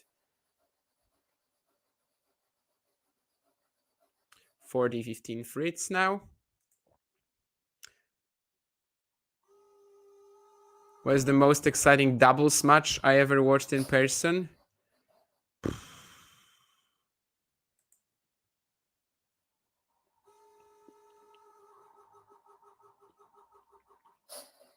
Hmm. Tough question, actually. I'm not really sure. I don't remember watching any crazy super tiebreakers. Last year's Poznan final was really good. Behar Pawlaszek, Nozat Żywiecki, for example. Mm, yeah, I don't know. Not much comes to mind, to be honest. There was that Halle final as well. Kubot, Melo, Klaas, and Venus. That was really good. But I don't think I've been to like any phenomenal classic. I love this quarterfinal once in Szczecin under the lights, which was Brown Vavasori against Drzewiecki Valkov. That was really nice too. Definitely at the very beginning of my tennis live watching, there were a couple good ones in Sopot or Gdynia. But yeah, I don't know. I can't really find an answer right now, to be honest. There was also my very first live tennis watching experience, which had Fürstenberg Matkowski playing Guccione Kyrgios, and that was fun in 2013. Then, of course, at Wimbledon 2014, I was telling everyone, yeah, I know that guy, that's Nick Kyrgios. I watched him. 30 love up here, Musetti. That's pretty quick. And he comes up with this little bit of a fake shot at the end, but yeah, it didn't really matter because Taylor was in the other corner and wasn't even gonna try to play that. What stroke is he trying to pull off? I mean, I don't know, Ghosty. At this stage, I don't remember what I was talking about. I mean, Navona isn't the worst tennis player. Like, did you watch him on clay? He's done well now in both South America and Europe. But I mean, yeah, he's so far awful on grass and hard courts, and I'm not sure the situation will really improve that much. We've had players like that before. Maybe in the modern era, it's a little less common. But I mean, Pablo Carreño Busta never won a match at Wimbledon, which is kind of shocking. I guess we have to see like what Navona does on hard courts. He also has just like a few appearances in his career on them, so that might be a bit of a difference maker between him having a really nice life at the top of the sport or just a full on clay specialist, mix up some challengers, play a lot of good main tour events. I don't know, but he made the finals in Rio this year. He made the final in what was that, Bucharest, right? He made the semis in Marrakesh. I mean, he's really done a lot of great work. Almost beat Rune in Madrid in a great match. I guess it was the second round at Roland Garros, so maybe nothing crazy, but still. Won Aix-en-Provence as well. No, not Aix-en-Provence, but Cagliari as well. Anyway, 4-3 Musetti. That was a surprisingly quick and routine hold for the Italian. We don't really get too many of them in this match, so he's keeping it close. He's keeping it level in the second set. And I think I'm not going to be going too bold when I say that this second set is very likely an absolute key to the match for him. I mean, sorry, but I just can't see him winning this from 2 sets to love down, I don't think. Someone on my screen that maybe I should know, given that they focused on the lady, but I don't know. She kind of looked like a Jennifer Garner lookalike, but I don't think it was Jennifer Garner. Oh, maybe it was. I mean, I don't know. She was Ben Affleck less, so I wouldn't recognize her. Although I don't think she's with Ben Affleck anymore. But yeah, I still think it was more of a lookalike than actually her. Anyway, 4-3 for Musetti, but Taylor Fritz about to serve. Last game was pretty entertaining. He had to win a couple of closer, longer rallies, points. Seems like Musetti is getting a little bit of a hold on this match. I mean, just getting himself a bit more into it, playing a lot of rallies on the Fritz serve. For now, he's not always winning them, but it does seem like he has improved his level considerably the last 20 minutes, the last 15 minutes or so. Now let's just see if anything comes out of that, or is it gonna all come to, well, not to waste, but is it just not gonna be meaningful? And well, I mean, this is a +1 forehand miss from Fritz. I think Musetti did some work into that though, with that forehand return being so high and yeah, just not really in Taylor's usual strike zone. So it's love 30 now. And this is actually a moment when we can say Musetti isn't far off winning a set. So if I said earlier that he's definitely keeping things close, but I don't know if entertaining, he definitely is keeping it entertaining now. Perhaps should be making this return, but it's still 1530. I mean, this is the chance for Musetti. If he wants to take that second set, he might not get a better opportunity. Ay, ay, ay, just a bit long with the return again. Somewhat unlucky. I mean, this could have been on the line and then Fritz would have been in real trouble. But he's not. That's the difference between winning or losing sometimes, even. Second set, though, to look at 30 all. I mean, by this now, you have to put the return in at least. He does. Good depth from Fritz, but he is looking a little bit nervy here. Especially as he sets up this forehand for Musetti, who drop shots him. Fritz will make it, but there's a lob from Musetti, which is amazing. And Taylor tries to tweener, but why did he try to tweener? I think he had a shot just running this around. I think he actually had a shot. And it's gonna be a breakpoint for Musetti. And it's like a virtual set point, right? We often say. Some great play from Musetti here. It all started again with that slice, which Taylor just kind of lifts a bit too much. Musetti swoops in with the forehand. There's a forehand drop shot. There's a lob. And yeah, it's a breakpoint for him now. Big chance for the Italian. He is in the rally. And he gets the error from Fritz. Taylor is so angry at himself.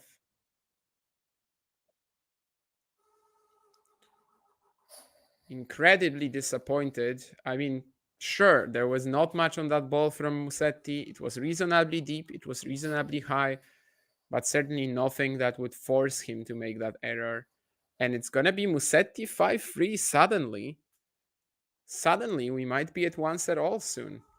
We were kind of writing off Musetti, and I don't think we were wrong. I mean, everything seems to be going wrong for him in this one. But he's just kind of got a grip the last few minutes, right? I mean, getting into more rallies on the Fritz serve, staying alive in them better, turning them around better, taking the opportunities that he sets up for himself, whereas in the past he would miss all of these easy neutral slices and yeah, just kind of be even more flaky, as someone called him earlier. Anyway, love 15, so he still needs to hold here. There's a challenge. I believe it's he's not gonna be right, and he's not. So it's a second serve at love 15. It would be brutal for Musetti if he can't hold here after breaking Fritz just now. But let's see what happens. Ay, ay, ay, double fault as well. I think this serve actually might have been closer than the previous one to the line, but he's not challenging this time. And yeah, they just showed it on the replay. I was right. It was on the line. Yeah. If Musetti challenges this, he's not love 30. He's just love 15 and hitting another second serve. That's brutal. But his fault, honestly. I mean, he just didn't want to lose two challenges on one point, I guess. But what a shot from Fritz now. I mean, yeah, we're not going to be talking about this as the game where Musetti could have still been alive if he challenges, but we're going to be talking about this point to set up 3 breakpoints for Fritz. What an angle he found there on the backhand pass. I mean, Musetti was close to covering that, but just couldn't. And he applauds Taylor again. Sensational. Forehand drop shot from Musetti. Will it be good enough? No, as Fritz gets to that, gets it pretty deep, and then puts it away with the backhand overhead. So yeah, Musetti serving for the set, but he gets broken to love. Some PS from him on the first 2 points. The next two were pretty great from Taylor, though. And now, Lorenzo has really missed his chance. I mean, did he ever really have a chance given that he lost the game to love? I don't know. I mean, there are different ways to look at it, I suppose. But just given the fact that he was serving for the set and, well, has won a lot more games than he lost on serve this match, perhaps we can say that he did have a shot. Ay, ay, ay, ay, ay. Yeah, that's a real waste that this opportunity has been missed by Taylor, indeed. Oh my, wow. What else did we have here? Did the Franz and Jebens run surprise you? Not really, right, Keen? I mean, there's no way you actually think that this is a surprising run, right? I mean, they go huge. They both serve huge. They are very talented with their hands, returns. I think it's a quality pairing. Exceptional tennis in clay courts during the clay court season, mate. I guess that was about Navona. I think Keen is a Celtic fan. Yeah, I was thinking of Jennifer Garner, Ghosty, but I don't think it's Jennifer Garner. Do you follow American media because you find it interesting, or is that stuff forced upon you in Poland? I've never been to Europe. What do you mean? I mean, do you follow American media as in like news or as in like pop culture? Because news I don't follow at all. Um, so yeah, I mean, in terms of news, I think it's a choice whether you follow American news or not. Of course, I was studying a course at the university that kind of, well, the teachers wanted me to follow American news, but I just didn't care about that. There was even one history exam when we had to bring like some sort of a diary of following American news, and I did it all in one day, of course. Even the teacher even asked me like, "Did you?" Well, it's all written in the same pen. That's kind of funny. And I said, yes, it's that pen. But she couldn't do anything about it, you know. I mean, obviously, I could have written it with the same pen throughout the semester. But anyway, yeah, I mean, not really. Like if it's in terms of news, I mean, it will show up on the news probably, like some sort of info on what's happening in the States. But it's still a choice whether you follow that or not. In terms of pop culture, which is, I don't know, maybe that's what you were going for, given the timing of the question. Well, the entire world kind of has to follow American pop culture, right? I mean, that's the well, not even the birthplace, I suppose, but that's where kind of most cinema music is from, right? So in that case, I don't think it's a choice. In Europe, we kind of often, especially in the past, in Eastern Europe, we are often trying to follow, you know, what they were doing in America, right? So but in terms of news, I mean, it's not really like thrown upon me that I don't follow any American news. I don't know what's happening besides Trump and Biden. Like, I really don't. Anyway, 30 love for Fritz, but suddenly it's 30 all now. He double faults to get there. This match has been pretty weird the last few minutes. It keeps surprising us. You know, Musetti gets that break back, is on fire, but then loses to love. And now Fritz is seemingly into a routine hold, but he doesn't get there. And now we've got a second serve as well on 30 all. And suddenly it's Musetti with a big chance again. How big a chance? I mean, maybe he will tell us himself on that next point. Short slice from him. Fritz can't do much and is on the back foot. Only this is on Musetti if he loses this point, I think. Or maybe not anymore, actually. But yeah, he wins it eventually. Seemed like Taylor might get out of trouble with the backhand cross there, but Musetti slices it nicely and gets the error. So it's a set point for Musetti now. What a weird encounter the last couple of games. And maybe Musetti can make the most out of this and still go 1-all despite getting broken 2-love when serving for it.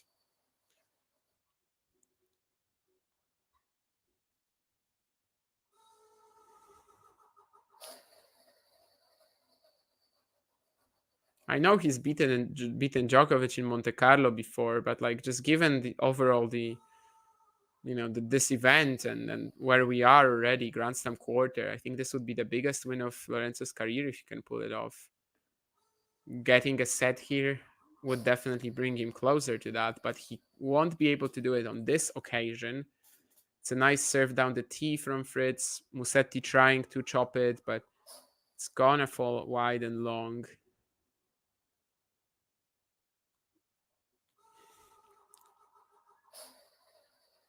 Taylor trying to serve his way out of trouble, but again, 2 points away from losing the set. It will have to be on a second.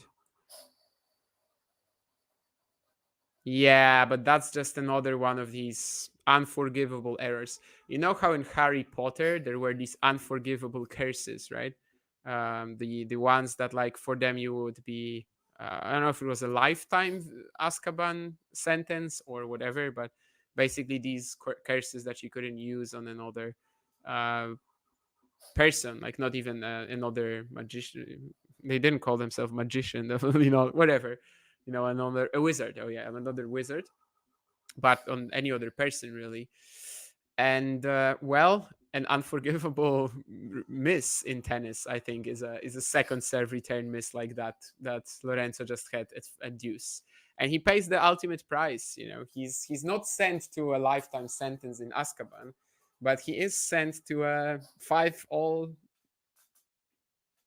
Well, I can't quite call it a complete loss for him yet, I guess. But the price is not getting a set point. Let's just stop the analogy there, okay? I've run out of it.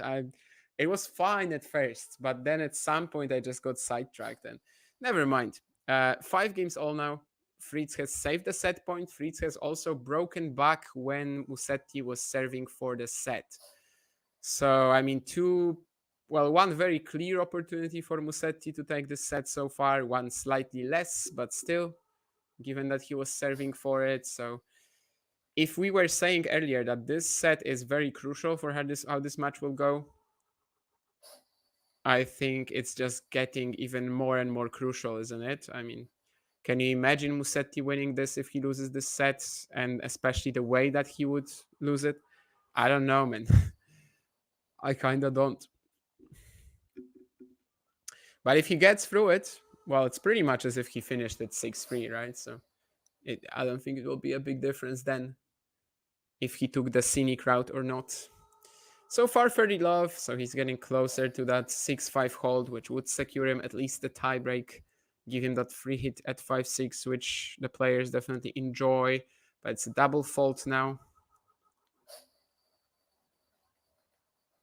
Theoretically, no harm at 30 love, but I mean, this match will not be won by Musetti if he keeps shooting himself in the foot from not even from time to time, but every other game.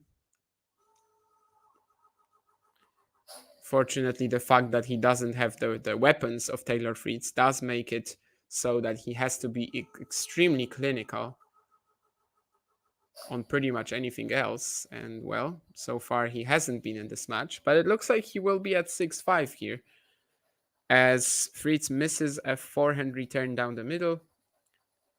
40-15 for Musetti. And well, a tiebreak here I think would be very nice in terms of the tension going up and how impactful it can be for the entire match as well. And for who gets to play Novak Djokovic on Friday. Is it a reward to play Novak Djokovic on Friday? I'm not sure. But it's definitely a reward to get to your first Grand Slam semifinal. And that's what both players are trying to do now. Fritz missing a lot of these second serve returns now. I mean, he's definitely dropped his timing a little bit. Maybe Musetti also playing the kickers a bit better. He's not just like, he can't just have volley them into play anymore. And it's 6-5 Musetti. So after the change of ends, Fritz will be back. Those Musetti forehand rockets are the key, says Julian. And indeed, yeah, that's when it feels like the slice is working towards something, right? Should always try to tweener, bro. What is wrong with you? No, no, no, no, no. You should not always try to tweener. I actually believe tweener is only an option that's well reasonable, very I don't know, like 20% of the time or whatever. Most of the time you can easily run around, and it's always gonna be better than the tweener, other than the tweener being flashy. Krejcikova beats Ryba, Paulini beats Vekic, and in the final Paulini beats Krejcikova Nurlan. That's a very Nurlan prediction, I have to say. That is a very Nurlan prediction.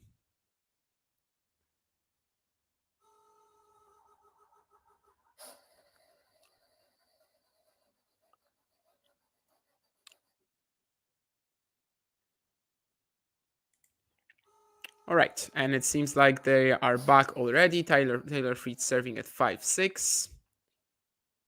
Indeed, Julian, if Musetti loses the match, then that's the lost opportunity. I definitely agree with that. Yeah, I mean, pop culture ghosty, I think the entire world is directed at that, as is just sort of forced to, well, not even forced, but like the entire world is subjected to sorry, I was looking for subjected for way too long. It's subjected to American pop culture just because, you know, that's the birthplace of many things, and that's where trends are set.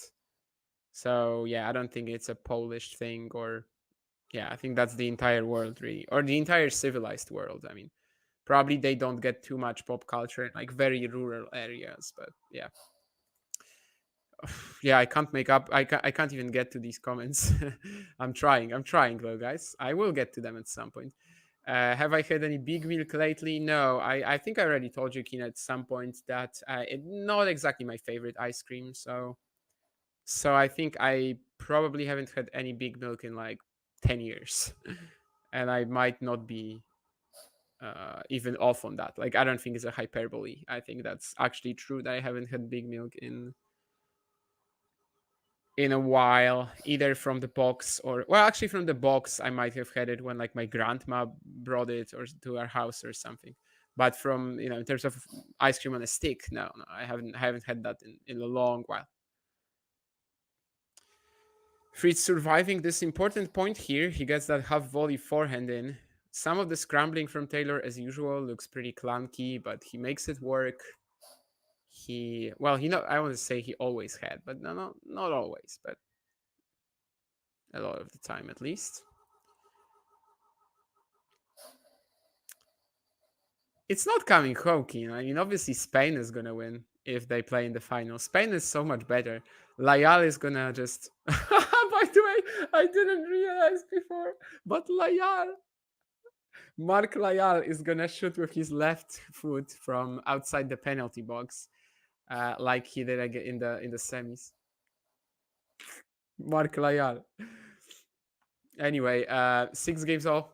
Taylor Fritz safely securing the tiebreak, and now this is when we have to start really watching it. Ghosty, I mean, the fans were definitely booing, but according to some people who were in the stadium, it was more like a group of fans rather than anything, you know, extra. Like, it wasn't just everyone in the stadium saying Rune and booing Djokovic like that, but a group of people definitely were. Um, as for McEnroe defending Novak, I don't know. To me, it's just a very old topic in general. How many times can we keep hearing that Djokovic doesn't get the same love that Nadal or Federer do? And, you know, he has, anyway, such a huge group of fans. So, really not a big deal, I think. And yeah.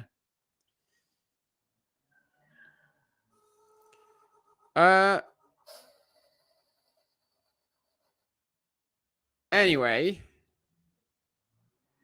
that's a crazy point now. Musetti inviting Fritz to the net with the drop shot. Taylor is there. Seems like he's going to have enough time on the lob, and he kind of picks it up with the backhand overhead. But then Musetti unleashes the cannon cross-court backhand.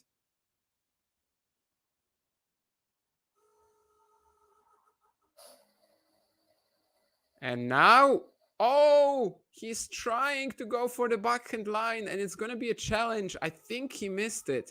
But if he landed it, oh, what a start to the tiebreak that would be for Lorenzo Musetti. He's already hit one of these amazing backhand down the line winners in this match. And he also hit this one. It's in.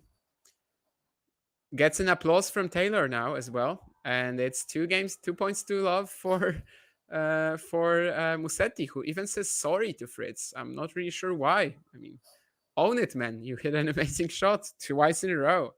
2 phenomenal backhand winners to start this tiebreak from Musetti. But an ace down the tee from Taylor is going to slightly loosen him up, maybe. We'll see.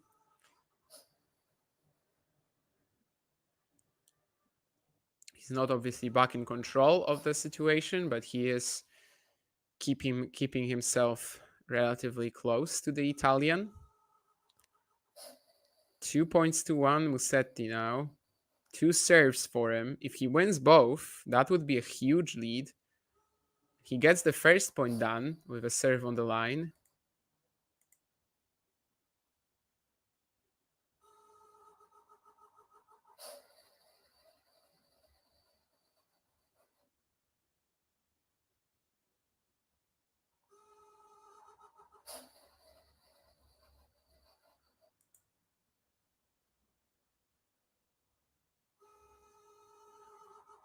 And Musetti gets the next point as well. Nice serve, and then wrong foot Fritz, just calmly, composed, clinical. Exactly what he needed at this point in time. So yeah, 4-1 Musetti. We've already talked about the potential lost opportunities for Lorenzo this set. Serving for it, getting a set point on the Fritz serve at 5-4. I mean, now it's another one. Now it's just 4-1 in the tiebreak. He wins 1 point on return here, and that chance will be even more clear, but not yet. As it's going to be 4-2. Nice serve at the body, or like kind of at the elbow even.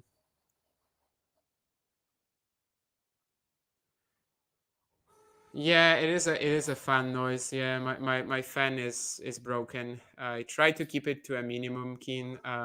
You should hear it most of the time on a watch along. I can keep it off when it's like a WATP weekly or something like that, because it doesn't really show up when I unplug my charger. But if I do it on a watch along, then it's gonna come down really soon. So there's no real way to avoid it.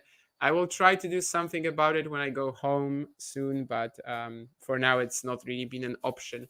I'm afraid of getting into my computer by myself, as I would probably mess something up. I'm completely awful when it comes to all technical stuff.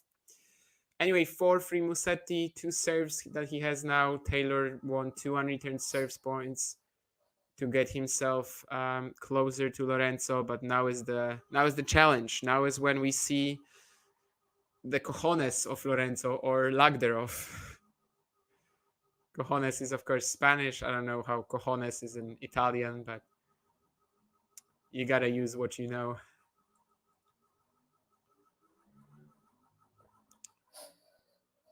This really should be a point for Musetti, but actually it doesn't have to be at all.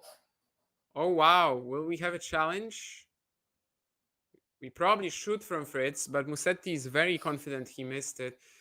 There was a bit of intrigue in this point for sure. I mean, Musetti approaching to Fritz's backhand, getting a pretty tough volley to play, and he still made it. Fritz trying to lob him with this banana forehand, but actually it lands out. And yeah, as you know, by the reaction of Musetti, you could tell that okay, this was gonna be out, because he just felt very confident. He was already clenching his fist. He wasn't waiting for that challenge.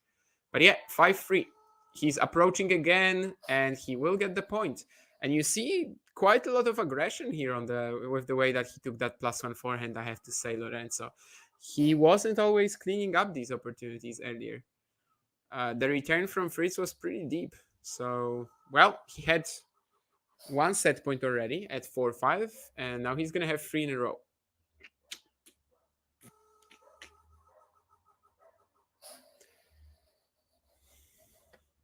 If you're not gonna take this set not right now, Musetti,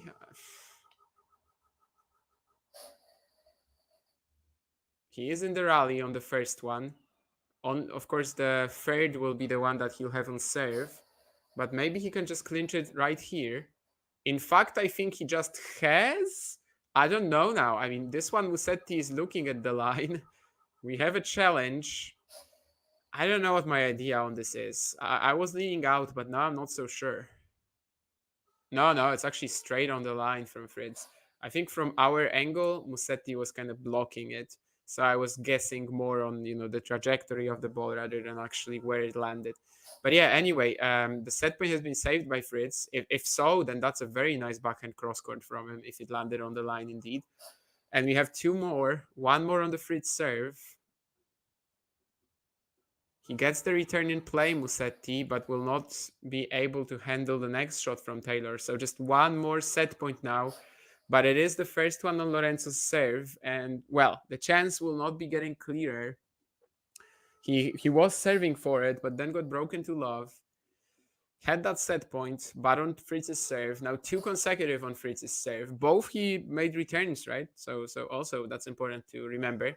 And now this is the golden opportunity. Now this is where he has to do something. Second serve.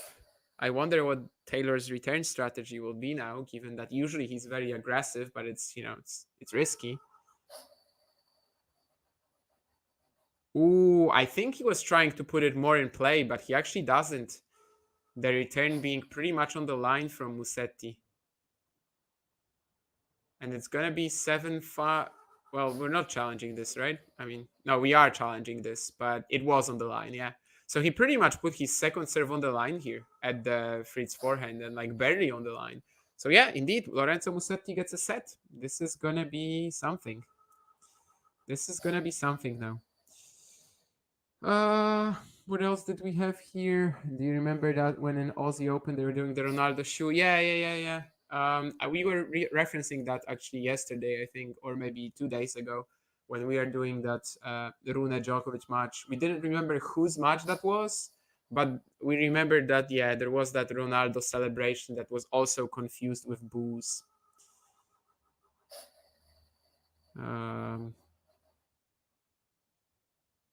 Yes.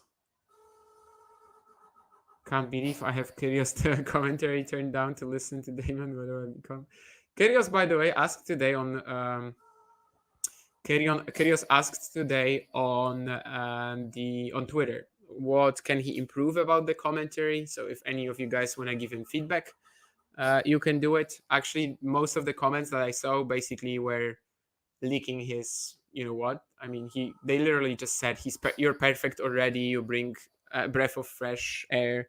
I don't know. I mean, to me, what I've heard from Nick's commentary, it was fine too. I don't know if I was, it was so refreshing and he was saying such bold stuff because that's what all the comments said. That like, keep being yourself, say what other commentators wouldn't. I don't know. What I listened to from Nick's commentary, like, it wasn't anything blunt. It wasn't anything harsh. It wasn't anything very straightforward, a lot more than the other commentators would. But it was fine. It was absolutely fine. So I don't have any criticism. But if any of you have, why not? Does Kyrgios really have a slam on him? I mean, at some point, maybe he might have, but not at this stage. Are you secretly rooting for Musetti in this match? Probably not. I trust Taylor's chances against Djokovic more, on grass at least. So I think Fritz is probably the guy who will bring us a more competitive semi and potentially even a final than Musetti.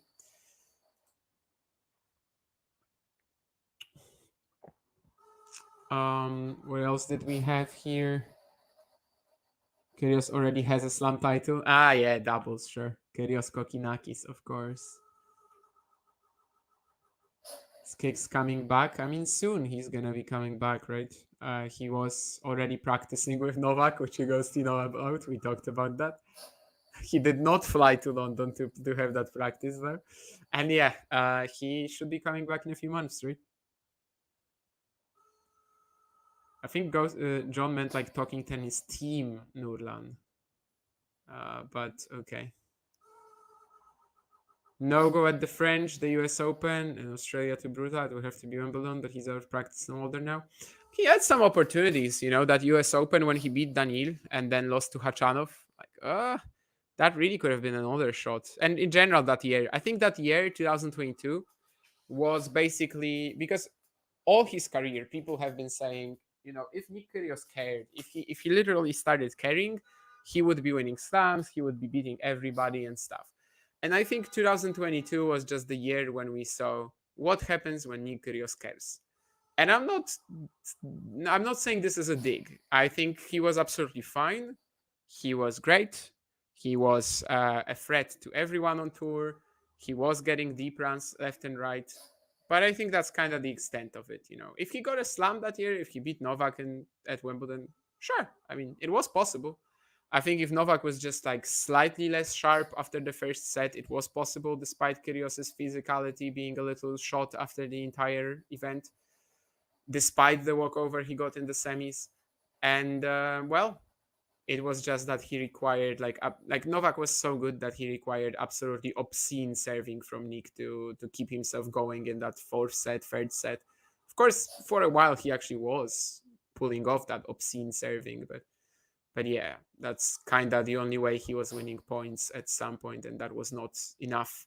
Wow, Musetti is like really settling into this match now. What a combination of backhands here. He's just not going for the slice anymore, like on every ball, but actually also hitting a good topspin combo. First down the line and then cross court. And it's love 30 now. He's got Taylor on the back foot a lot more often now. Are we really seeing this match sort of change completely? Does feel like it the last 30 minutes. Musetti really attacking so much more now, taking advantage of the opportunities he builds up for himself, unlike in the previous few sets, games. It's some lovely stuff finally from him. Gonna miss that topspin backhand though, right beside the baseline.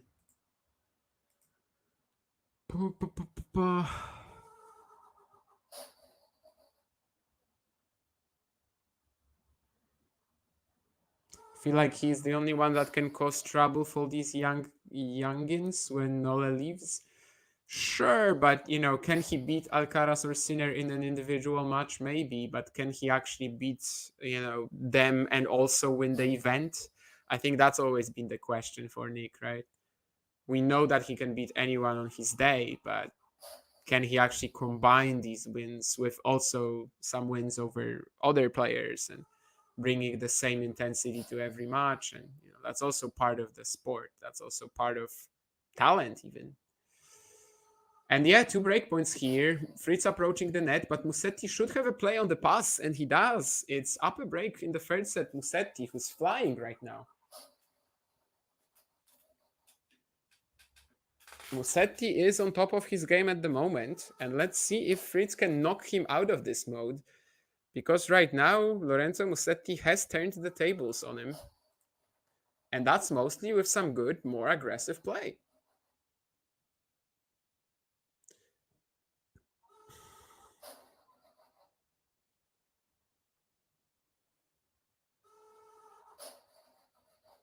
About windy crowds going too far? I mean, definitely not like Paris or New York, yeah. Is there any port of Poland where the locals don't see themselves, a part of Poland, sorry, don't see themselves as Polish, like Catalonia in Spain, for example? Only real example of that would be Śląsk, which is kind of, there are talks about it being autonomous or maybe it being belonging to Germany as well. It's that part of Poland where like coal is mined, and in general, it's a very industrial business. People there kind of are from a different land in a way. They have their own language as well. Of course, this is all kind of mixing up over the last years, but I think that would be the only option we can have there. Outside of that, there are some ethnic societies, sure, but I don't think they ever really like occupy an entire part of Poland. I think they are, of course, they exist in some communities, but they don't really occupy a part of Poland. But yeah, there is this one region, Śląsk, which for years there's been talks about it maybe wanting to become autonomous or not. Personally, I don't really care about it. It's mostly the coal mines, which I think we should be switching away from into more like renewable sources of energy. So, but yeah, there is, I guess, one region which kind of falls into that. Yes. No. I mean, people said that on Twitter. That were in the stadium. That people were booing. That there were a few people that were booing, and it wasn't obviously the whole arena, but. And in general, like what the crowd was doing in that Djokovic Rune match was a little weird. Like we could also hear it, on the stream, that there was some booing, and we were confused why.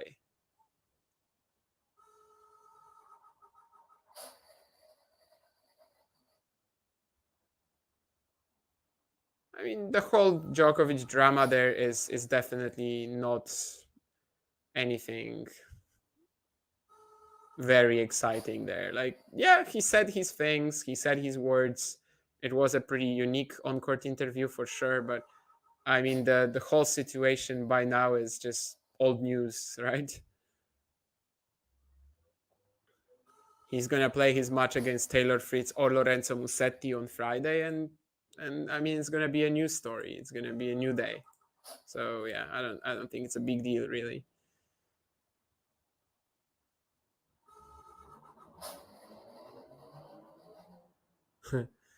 Yeah, but that's never really like we should separate or try to be anonymous, John. Anonymous, or we should separate or try to be autonomous now.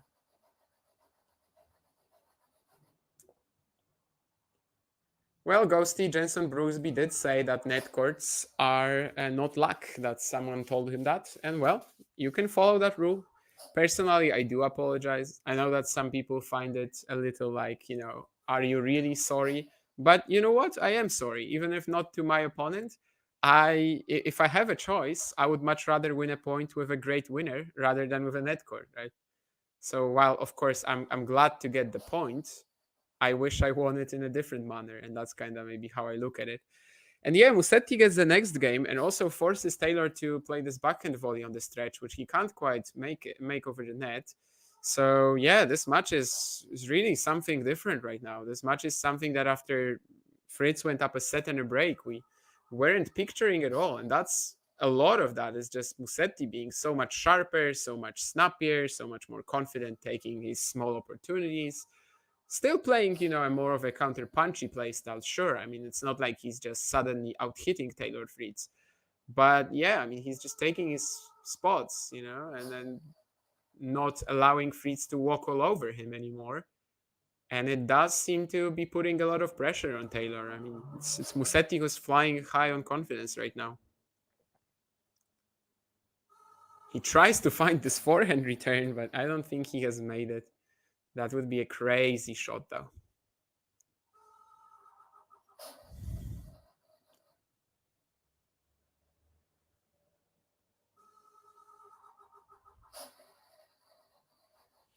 How effective is a kick serve on grass? I mean, technically less effective, but the Wimbledon grass is fairly bouncy, right? It's not the grass of old. So I think especially second week at Wimbledon, it can be very effective actually.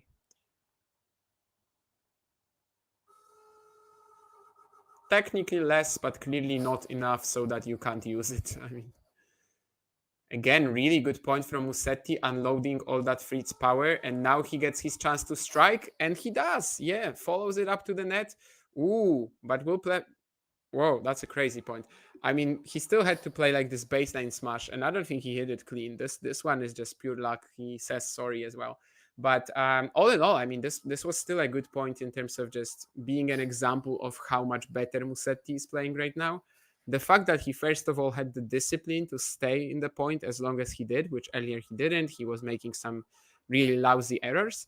And then once he finally gets a chance to strike, he's there with that aggressive forehand. He goes to the net. He's not afraid of that. Yeah, this is really a good example, I think, of how much better Musetti has been playing, and really outplaying Taylor over the last 20 minutes or so. If he was gonna get the break here as well, like if he's gonna lead 3 games to love with double break, I mean, it's pretty much 2 sets to 1 then, right? That would really put him in a beautiful position to take this match to, well, the 4th set leading. Nasty slice from him here. Will he be able to lob Fritz though? He will not.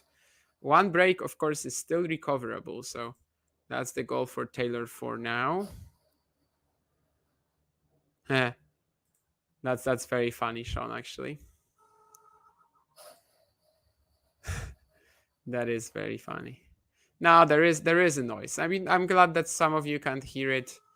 I'm trying to keep it to a minimum, as I said, and hopefully I will be able to fix it over the next 2 weeks. If not, we'll see what I do about it. This fan has been broken for pretty much since I bought the laptop. After like 3 months of using fan did broke, that it broke on me, sure, but for a while, for about 2 years, like it wasn't giving these noises. It was absolutely fine in that regard, and then over the last month or so, it's really exploded. Maybe even 2 months or so, and yeah, I should probably get this to repair, but I don't have time for that. I mean, I'm using my laptop to work every day. I don't know when I should repair it. Maybe I should have done it in December, but well, what can you do? College players move at a faster pace too. None of the 500 ball bounces. I guess. I hate when players ask for a ball in between serves when they already have one in their pocket. Well, sometimes they might not. There are players who just don't ask for another, who just don't put a ball in their pocket. Be it some sort of a routine of theirs, or be it maybe they don't have oh Jesus, pockets in their shorts. I'm forgetting words now very easily.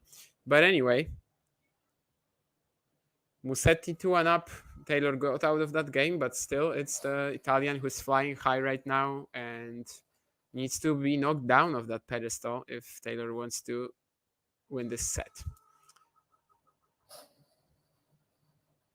Yeah, I think embracing the conflict with fans is a good trait as well. I think we need players like that, sure.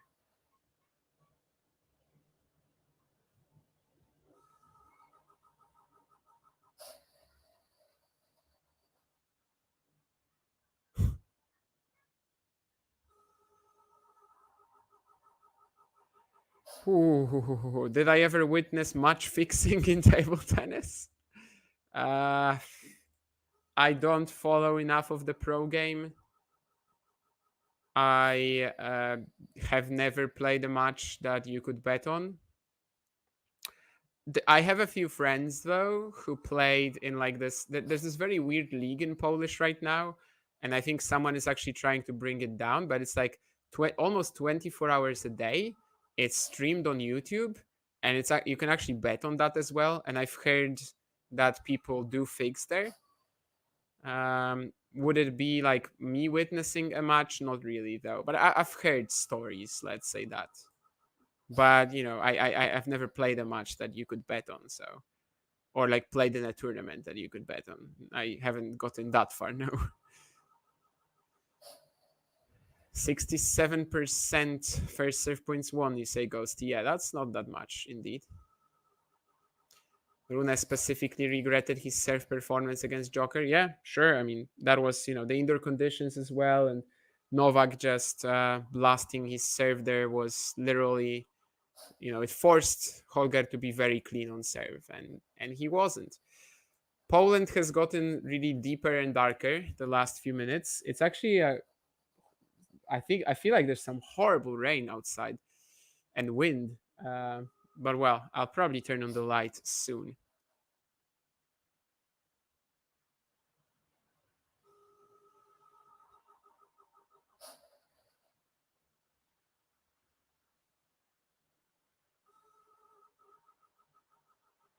You all ever thought that someone out there creating the strongest serve in the world, which will end the sport or cause a change in the rules?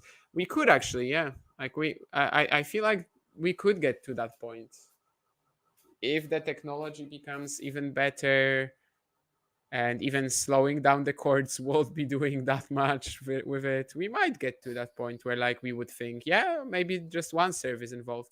But I mean, I think that Kevin Anderson, John Isner, Sam Querrey, Riley Opelka era, it didn't happen, then we're probably quite far from that at the moment. But it could happen, yeah. Julian thinking that if Musetti draws this out, the fatigue of Fritz might show up. Fair. I wasn't really considering this a factor, I suppose, since Taylor was kind of expected to keep this a bit more nice and short, even if, not necessarily win it very quickly. But I don't know, just that second set was really drawn out, right? So maybe it could be a factor given that he played 5 sets against Zverev. That would also put him in a tough position ahead of the potential Novak match, Fritz, if he went 5 here again, especially given that Novak did not play today. Well, some will say that it's not even a benefit sometimes, but I don't know. That backhand is looking more fluid and free, says Julian. Yeah, very true. I mean, just the way that he's suddenly attacking it, not always going for the slice, and not afraid of these like 2-shot combos with the topspin backhand as well. I think it's really improved the ton. And there is that first ace from Musetti. It actually comes at a pretty crucial time. It's at 30 all in the fourth game of the third set. Down the tee. So 40-30 Musetti now. Very important as well, as the previous point from Fritz was very aggressive and he kind of played this good return. Well, I can't even say return 1-2 punch. He just slapped his return and went to the net right away.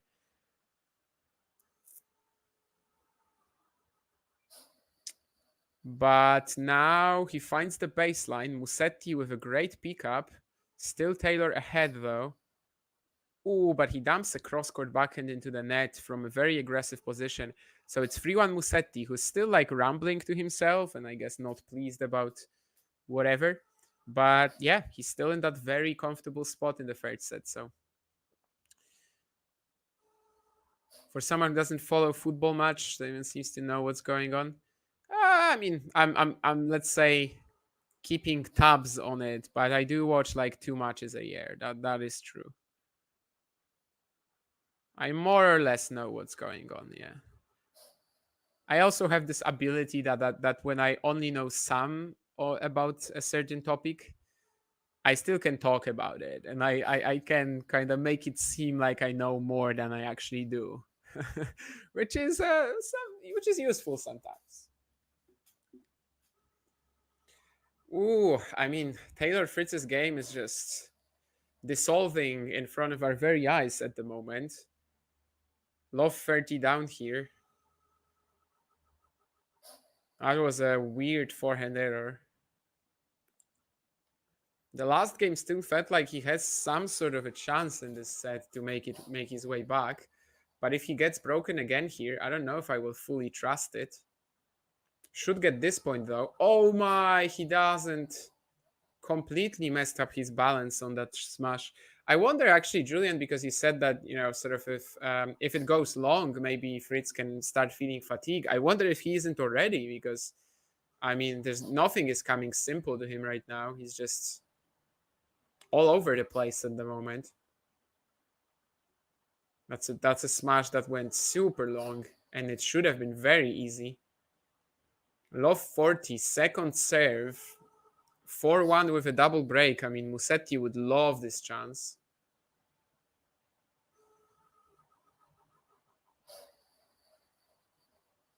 We are in a rally again. Taylor hitting a little bit cautiously.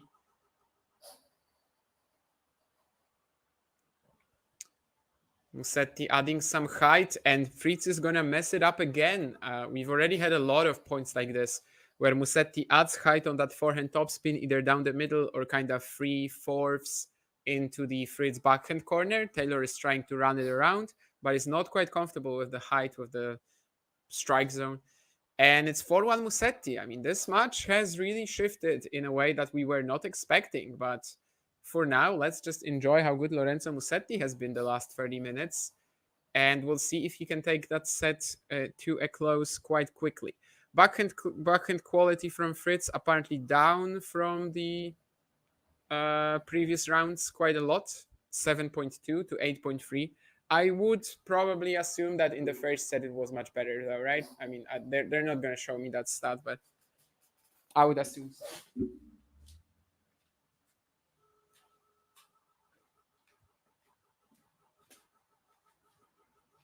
I turned on the light, but I mean, you guys should see the weather outside.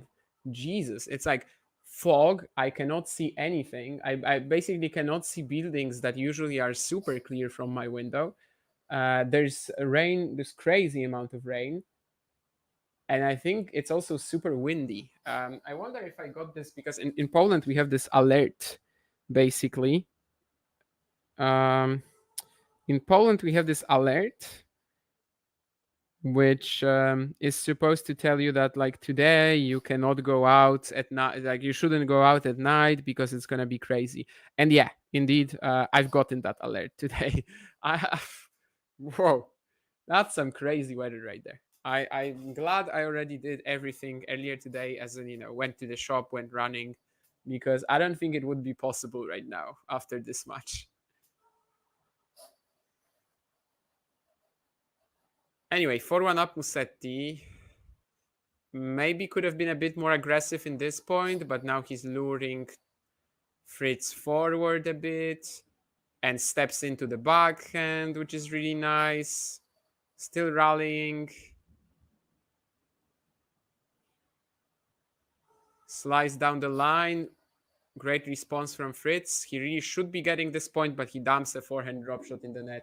I mean, Fritz did everything right here to survive and eventually get his chance, but I don't really even like the decision to drop shot here. I think he could have just played it cross and been much better with it.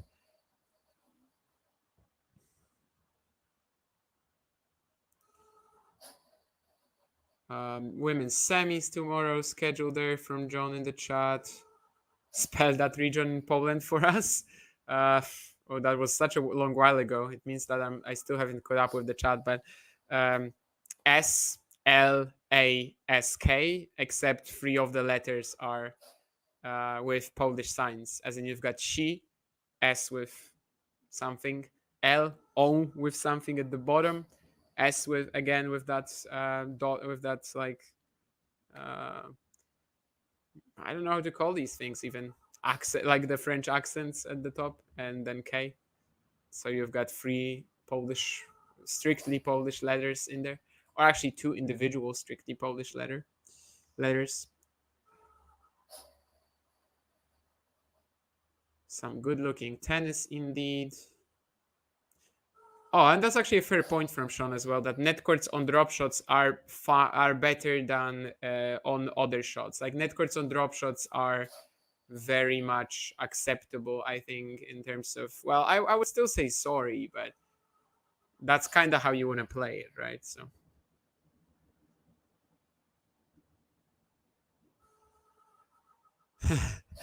and indeed, a loud come on after a net court is a very surefire way to spice up a match,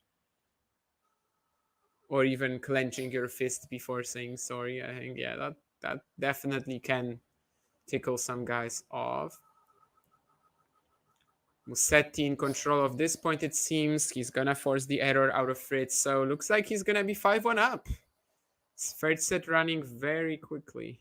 Running away very quickly from this guy. Who do you think? What do you think about Pear, who is about to lose for the 8th time in a row? I mean, it seems like the body is telling him no this year. I know he had a very good resurgence last season, and I was impressed by that. Sure, I'm not gonna be denying it, but looks like the body is just saying stop right now.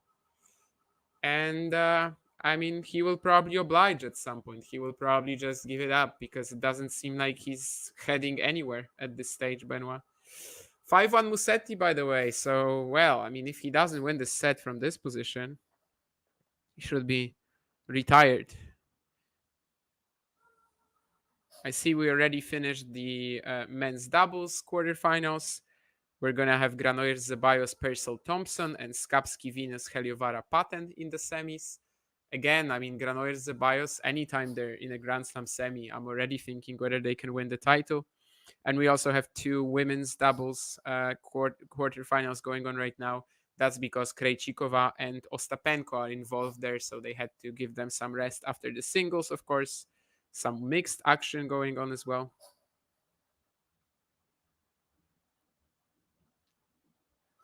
But Benoit Paire took a set against Petchi, so maybe he's not that done yet. But yeah, physically he seems shot this year.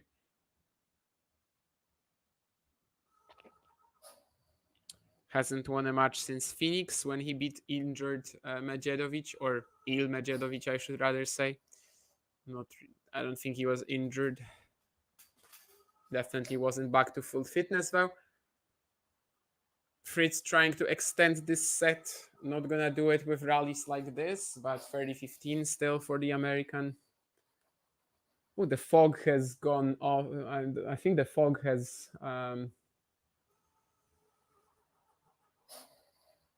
died down a little, but I can now see buildings in the background. But still, it's the rain and the wind. It's kind of funny to like sort of sit here, talk about a tennis match, which is happening in sunny London, by the way, sunny London, while outside my window there's all sorts of chaos happening. That's another error in a long rally by Fritz.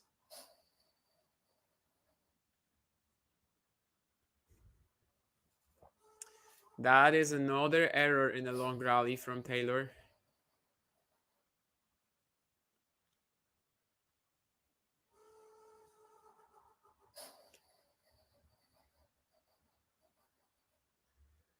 And we're just 2 points away from the third set going Musetti's way. This is kind of wild. I really do have to wonder at this stage, like if Fritz wins this in 5, will he really have enough fuel to trouble Djokovic on Friday? I don't know. But it's a reasonable thing to consider right now that he might not if he arrives on Friday after 2 consecutive 5-setters. Musetti, on the other hand, could be a bit fresher.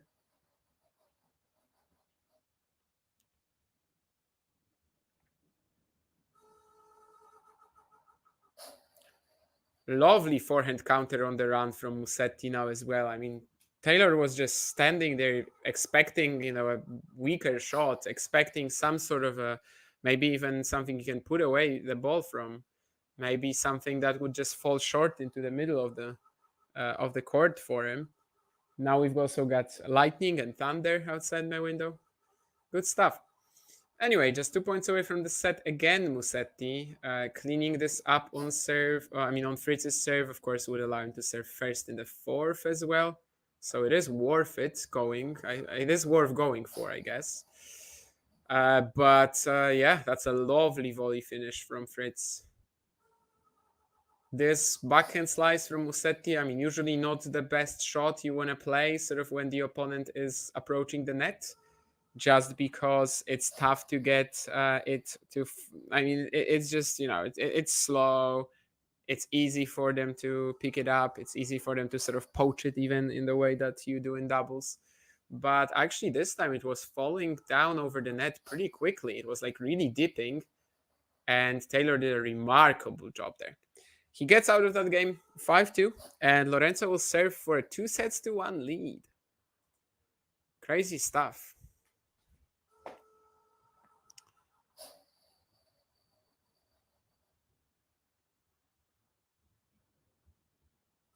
Okay, I'm finally close to getting to the end of the comments, I suppose. Musetti lifted his level. Yes, it's like a tick for them, by the way. They can't serve properly without doing certain things that they did before. Yeah. Probably only things that ping pong league in Poland is weird because everybody is happy and supportive of one another. What?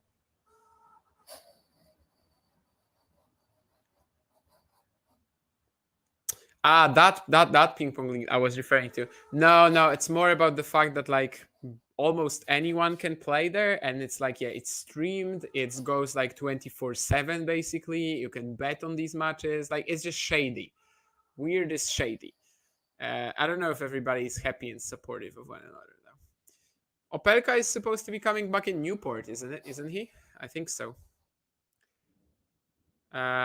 Modus, I watched some of it, Keen. I watched the entire women's series week, or however they called it, the entire Modus women's week. I watched it. I love women's darts. I actually like women's darts more than men's. Or I don't know if more than men's. Well, I mean, I kind of have this niche in women's darts, which I really enjoy. Like these are my challengers, if you may, on the in the darts system. And so I watched the entire women's week. I usually watch when Białecki plays, from time to time when some other exciting players show up. Białecki is playing this week, so I watched a bit. And well, if he gets to to finals night, I will definitely watch it as well. But yeah, I was one thing that like 1 week that I watched from start to finish, first start to the last was the women's week. A couple of maybe a month ago. There are concerns whether some of the matches there might be fixed. Yes, but it kind of works similar, you know, that there's just so much action. It would be so easy to fix it. Everything is bettable. It's kind of the same concern as I was putting forward with that table tennis league. But of course, Modus is a lot more professional as well, with the commentary, with the whole broadcast and stuff, and money, you know, huge money, you know, not like in that table tennis league, which has money, but not that much. That is a crazy rally, love 15 down here. Musetti steps into fire at this backhand. Oh, wow, that's just insane. This is gonna be in like plays of the day or something like that. I mean, they were scrambling all over the court from one corner to the other. Musetti gets a bit of a shorter ball on his backhand. Again, he has that confidence to fire at his backhand cross court, which he didn't have the entire match. Fritz is barely there. Musetti decides to play a forehand drop shot. I have no idea how Taylor even gets there. And you just keep thinking that Musetti will let it bounce, you know, and try to lob or something like that. But he takes it off the air and he plays this volley from the baseline to pass Taylor. Longest rally of the match, and yeah, definitely one of the plays of the day at Wimbledon today. I think they produce these like highlight compilations from a certain match day, and I would expect that rally to be in there. Phenomenal point. Again, Musetti just a bit more confident now, firing that backhand topspin. But Fritz does well to survive. Eventually makes the error though. So it's going to be 30-15 for Musetti. Just 2 points away from the set. But I think we already knew that he was 4-1 up, that he's looking in a great position to take this set. And well, that has not changed. He still seems very confident. He still seems very much in touch with the game right now and kind of playing within himself, but taking the opportunities that are presented to him. Not really like, you know, trying to go out of his way to try to be on the attack, but certainly knowing how to break out of these rallies that he wasn't getting out of earlier when like Taylor just kept throwing him the ball off the slice. Right now, it's not that easy to keep Musetti on the back foot. He will turn more points around. He will be more confident in his backhand, especially, but also in his forehand approaches. And yeah, he gets to 2 set points. It's looking really, really nice for Musetti at the moment. If he can keep that momentum into the 4th set, we might have a Grand Slam semi-final for Lorenzo Musetti. And who knows? I mean, at Wimbledon? At Wimbledon? Really? And Musetti has had some good matches with Djokovic. I mean, if it's not indoors, maybe.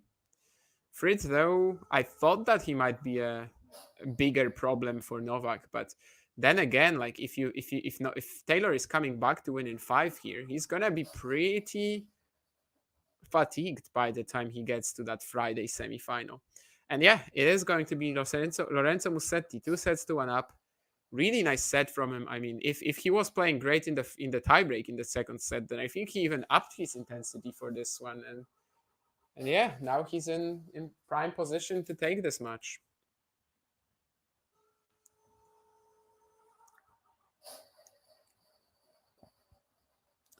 We definitely would not have guessed that when Musetti was. We definitely would not have guessed that when Musetti was down a set and a break already, right? It just seemed like this would be so easy.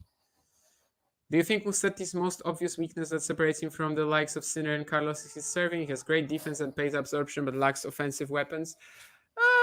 I mean, I think his biggest weakness is shot selection. Like, I think he has every shot in the book. I think he can attack as well. You can be a great player. Okay, maybe not Sinner or Carlos level, but you can be a great player just by playing more of a counter punchy play style. And as you said, I mean, he has incredible defense, pace absorption, sure, but to me, his ground strokes are a little volatile when he is rushed, so that pace absorption not always a thing in faster conditions, but also just shot selection and then knowing what to do in a scenario where you show up and you have to kind of win every point in a different way, like you don't get these easy points. So yeah, maybe in a way I do, but yeah, just the fact that he doesn't get easy points, has to think about everything, has to like play really smart to win every single match. It's tough. It's tough to do it like consistently. It really is. Um, what else do we have? Is Musetti playing better, or is Fritz playing worse? I mean, this is never this or that, right? This is always um,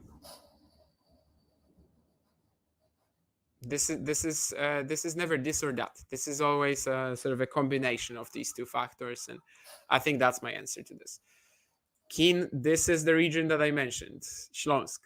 Silesia is the English name, but it's Śląsk in Polish. So this is the region that I mentioned. Yes. Okay, I'm trying. Still haven't gotten to the rest of the comments, but I am trying, and we have a break right now. The tennis media thing isn't getting better. Stop complaining. If anything, it is romantic. Oh, I'm not sure what. Blimey, I had to leave this match early in the second. Couldn't believe Musetti won the second. I just expected Fritz to fire. How is this happening? Women's darts, indeed. Surely women's darts could be boring if Fallon and Bo just win everything. Yeah, sure, but I do think that there are a lot more quality players as well. And Fallon and Bo actually did not win that women's week. They were involved, they were dominating in the group stages, but then on finals night, it was Ryan O'Sullivan who won it. Fritz, German ethnicity? I don't know about that, but maybe. Very smooth. What distance running do I do? Every day, like 7 kilometers, but I sometimes go for more, just kind of on occasion as well. If I'm trying to set records, then 10. But now I'm not trying to set records. I had to slow down a bit as I have a knee injury that was almost fine already, and I was getting back to previous shape, but then I aggravated it again.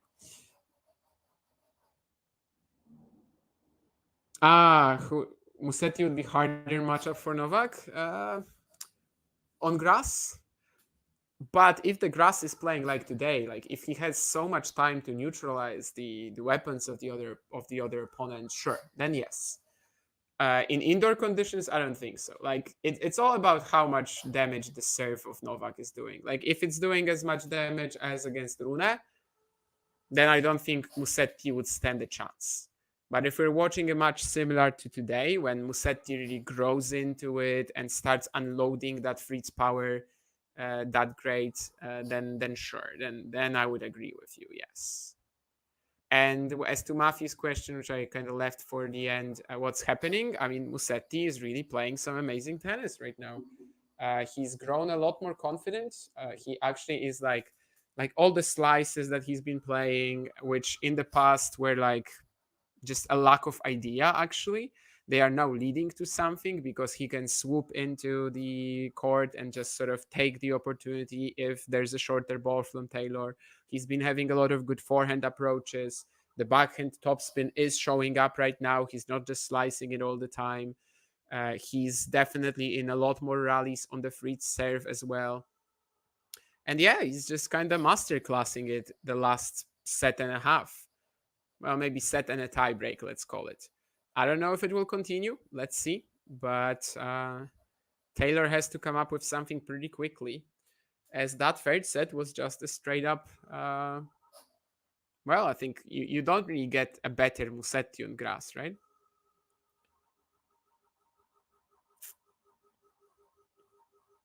Nothing for free. No, I mean the sort of non-clinical errors that he was playing in the first set, the random misses of regulation balls, like that's not happening either. So there's nothing for free for Fritz. Instead, there's a lot of great defense, variety, and the ability to turn points around, attack when given the opportunity, choosing his spots wisely. And yeah, Musetti just played that third set like a tactical genius, which he can look like sometimes. But then on the other hand, you have all these matches when he's very much on the other end of things. But well, Taylor Fritz kicks off the fourth set with a hold, so we have to wait and see if Musetti's high level continues, or if Fritz will maybe find something new and turn the match around again. 2 hours 28 minutes. We are into the fourth set. It's definitely been an entertaining watch after the first set and first game of the second set. We were not expecting that in the slightest, but I think we have to be pleased with the match we're getting right now. As I said, the best quarterfinal on the men's side. Well, I mean, Sinner Medvedev, sure, but just on paper, the best, I guess. I will quickly pour myself some water.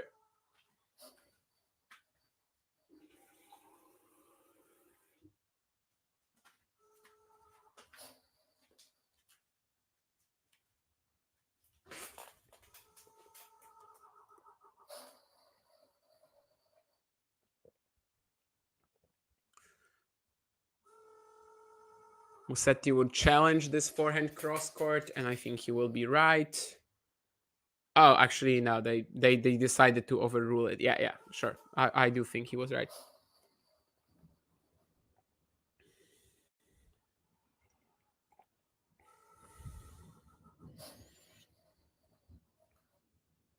There's an ace cross out wide as well, so 2 aces now for Musetti.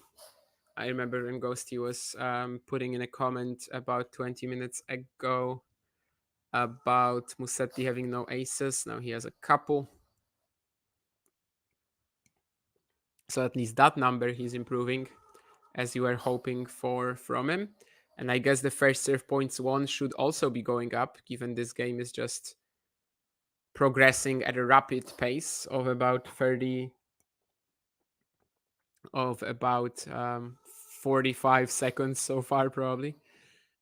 Serve plus one winner, serve. And was that? Oh, okay, I guess it was long, that serve. So yeah, this point will not be as short. But it is a return into the net from Taylor, so this is a very quick hold for Musetti. 1 game all. Every pair of holds will be moving us towards a tiebreak, but also closer towards a Musetti victory, right? So some really tough times for Taylor Fritz. I mean, he's trying to make his first Grand Slam semifinal as well. I think this is something that people kind of forget about, given, Taylor has been there before in the quarters a few times. In general, with his ranking over the last few years, with his consistency, he kind of feels like a player who probably should have been in a Grand Slam semi already. But he wasn't, of course. He didn't actually get there.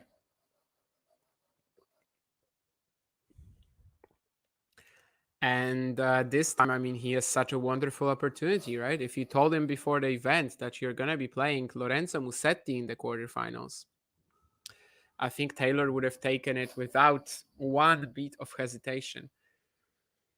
Especially at Wimbledon, of course. I don't know if he would have taken it at Roland Garros. Still, probably. I think it's better than Novak. It's better than Carlos. It's better than Yannick, right? So, but especially on grass, I think Taylor would have really fancied himself in this matchup. And well, let's see. He really has to step up now. Otherwise, he is in big, big trouble. So far, this game is looking very comfortable for him as well, though. 40 love.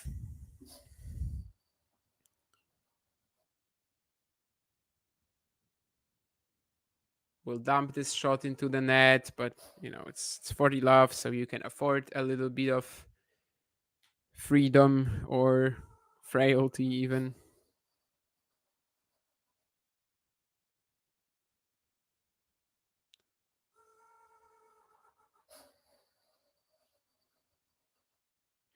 And it's gonna be 2-1, and it's gonna be a set. Sorry, 2-1 up in the fourth set for Taylor, indeed.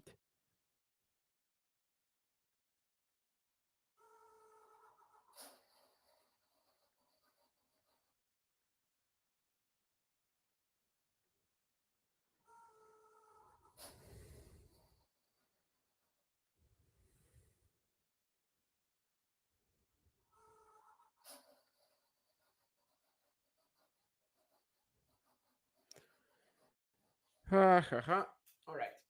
Replied to some message. Anyway, Taylor with a big reaction after winning that game, sort of like, yeah, keep going, trying to pump himself up, keep himself motivated.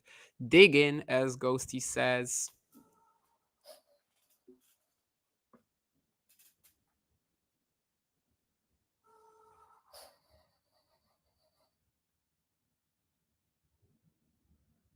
John just arrived in Dortmund. Snehil is here. I didn't think Musetti would trouble Fritz for a whole lot. This is surprising, but also Fritz has that record of not taking advantage of the draw. What do you mean with Fritz not taking advantage of the draw? Aren't most of his losses at slams like in the deeper stages to Novak and Novak basically? I don't know, but of course I'm not saying you're wrong. Well, Rafa as well at Wimbledon, right? I'm not saying you're wrong, but I'm just kind of thinking if I remember and if I'm sure what the examples are like. How do you work tennis abstract to see Musetti's 5 set history? There's that, like if you go into that, classic version of it where you just have results like that, then you have to set time spent to career. And I think in results, maybe, or in whatever, somewhere around results on the left side, you also have 5 setters. So that's when you would find it. We'll see. Taylor Fritz trying to get us to that 5 setter. He's going to approach here and pick this point up with a nice volley on the stretch. So love 15. I can also find it for you, Ghosty. Musetti definitely lost a couple of 5 setters at the French to Novak and to Tsitsipas, right? And also to Novak again this year. So at least at the French, I don't think his 5 set record is amazing. But yeah, it's basically time spent career, as I said. And then in terms of no, sorry, it's not actually results, but it's sets. In terms of sets, you choose 5 setters, and you will learn in such case that Musetti is 3-7 in 5 setters in his entire career. The first one he played at Wimbledon was against Luciano Darderi, this Wimbledon second round. I also have to say that we actually have to say we probably should bring it down to 3-6, as one of these 5 setters is at the next gen finals, which I'm not quite comfortable with, honestly, with including in a tally like this. After all, it's the fast four format. I don't think we can honestly say that it's the same as the other 5 setter.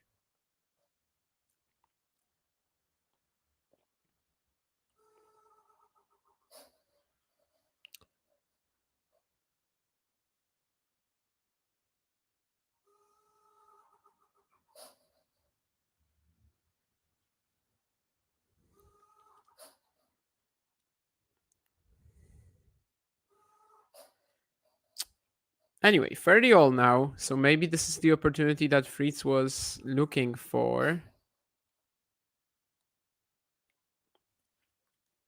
Again, just kind of very quietly motivating himself. The mindset is there, the attitude, the correct attitude is there. Now it's just about executing it on the tennis court, which for the last set or so has been very tough with his opponent peaking. But maybe this is the moment when Taylor brings us some magic.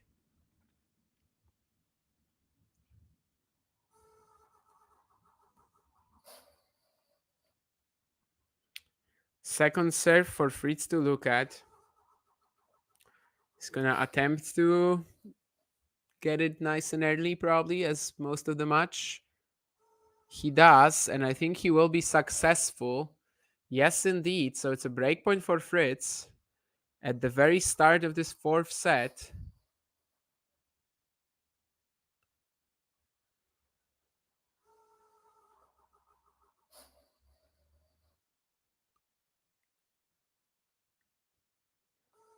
Well, not the very start, but still quite early in this fourth set. A real chance to get back on track after the third went away from him extremely quickly. And again, a second serve. Can he smash his return just like he did on the previous point?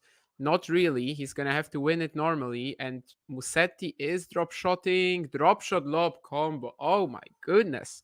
Now, that was some sexy tennis from the Italian. To save a breakpoint as well. Jesus. I think in the second set, um, I was saying something like we're gonna see whether Musetti has cojones now, and well, I think he does. That was quite a sick combination to save that break point, and there's a good serve out wide too.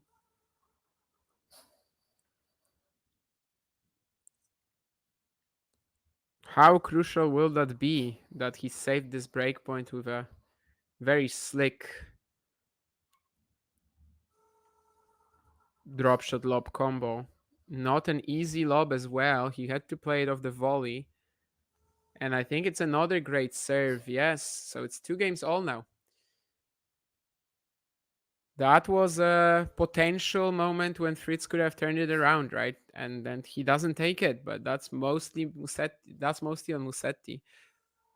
Is he challenging Fritz? I don't think so. I don't think he is. I'm not sure. Yeah, it doesn't seem like it. That serve was pretty close to the line.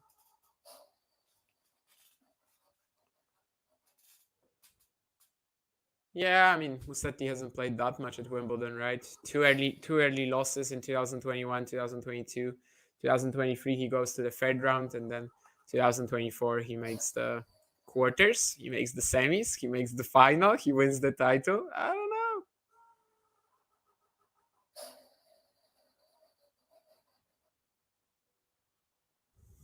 It is quite a lot, Keen, but I don't have ass things. I mostly run so that I can eat well. I don't have to worry about calories and stuff. That's really the story. Like I'm not joking. I run so I can eat without any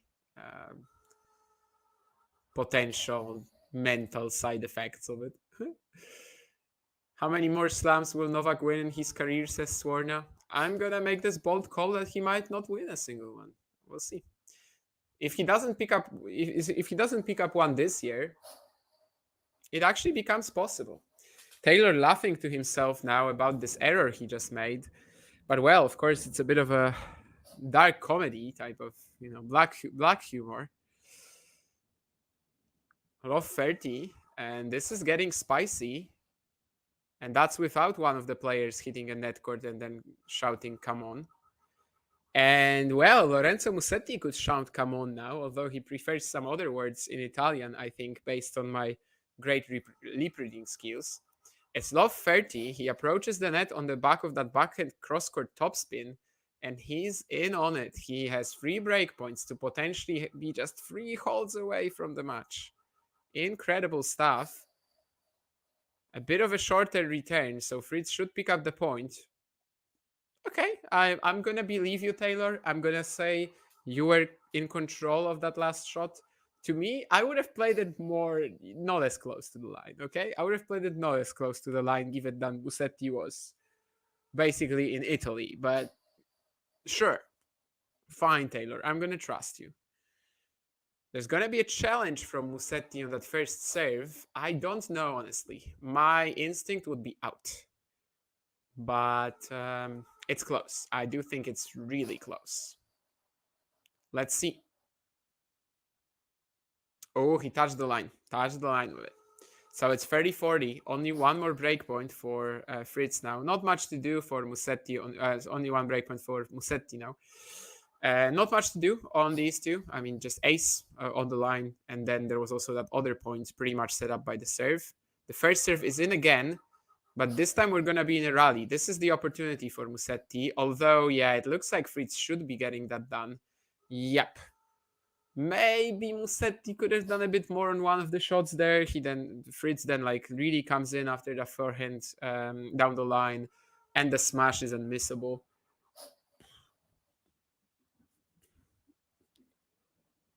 The view of the thunderstorm outside my window keeps getting better and better, I have to say. The lightning just a second ago, it was as much yellow as it was purple. Anyway, deuce. Oh, that was really on the line from Taylor, I think, but he's still not in control of this point. Does Musetti have him where he wants him? It does seem like it, yes, because it's, oh no, actually he hasn't won it yet. Again, it was like Musetti really stepping into one of his forehands, and he will win it eventually. It seemed like that huge inside in will probably win him the point, but eventually he also has to kind of work his way around it. He fires another forehand down the line. This time Fritz is a bit more in the point, but the backhand drop shot from Musetti is gonna be deadly, and it's fourth breakpoint for the Italian now. I mean, breakpoints that could end the match, right? I don't know if I would actually trust Lorenzo to produce three consecutive holds. That's kind of a topic for, well, not another day, but maybe for another game, for another change of hands. But yeah, fourth breakpoint for Musetti. Again in the rally, because this time it was on the second serve from Fritz. Isn't he a bit too passive now, Musetti? I think he is. And he will pay the price, yeah. But I mean, guys, you could see it on this point. You could literally see it in terms of the positioning from Musetti. He was like 1 meter behind, literally 1 meter behind of his usual stance, of where he usually is on the tennis court. Ay, ay, ay, ay, ay. That's all I have to say here. Ay, ay, ay, ay.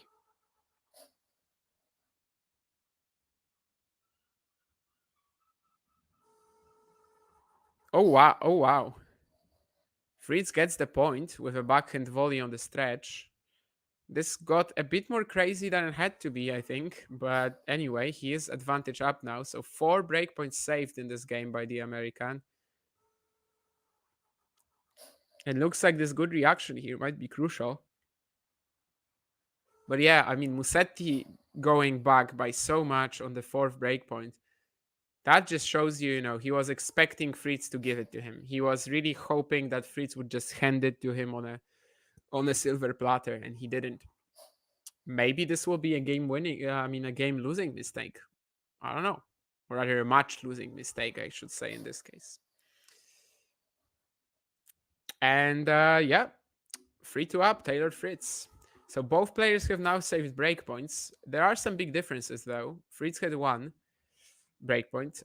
Musetti had 4, and also he was so close to potentially winning the match had he took it, right? So I don't know. Serving solid again.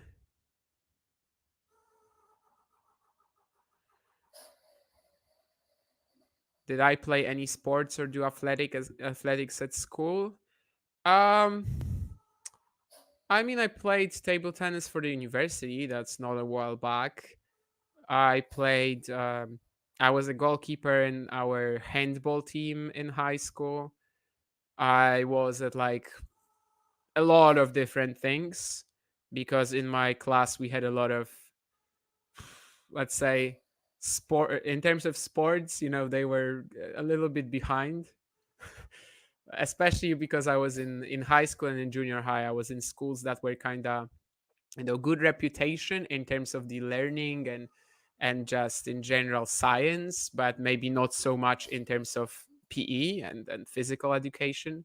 So I would say that in most, I played a lot of sports, but yeah, sort of most dominantly, I was a handball goalie and yeah, table tennis at like every step of the education.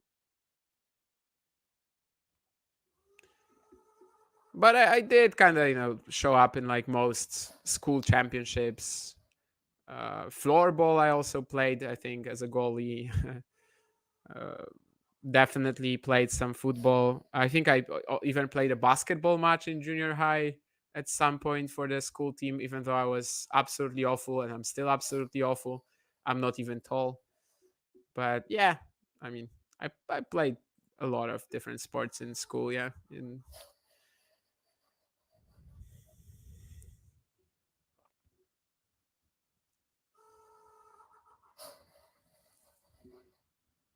maybe right. I just meant Fritz loses to random players at times. He shouldn't be losing to Musetti and random. I think actually Snehil, Fritz kind of has this reputation of usually beating players he should be beating. Although I know there's been periods in his career, like last year when he lost to Mochizuki and Schwarzman back to back, right? But I think in general, Fritz actually kind of has a reputation of being very consistent. The first half of 2023, I remember him having like what, 8 or 9 quarterfinals, semifinals in a row.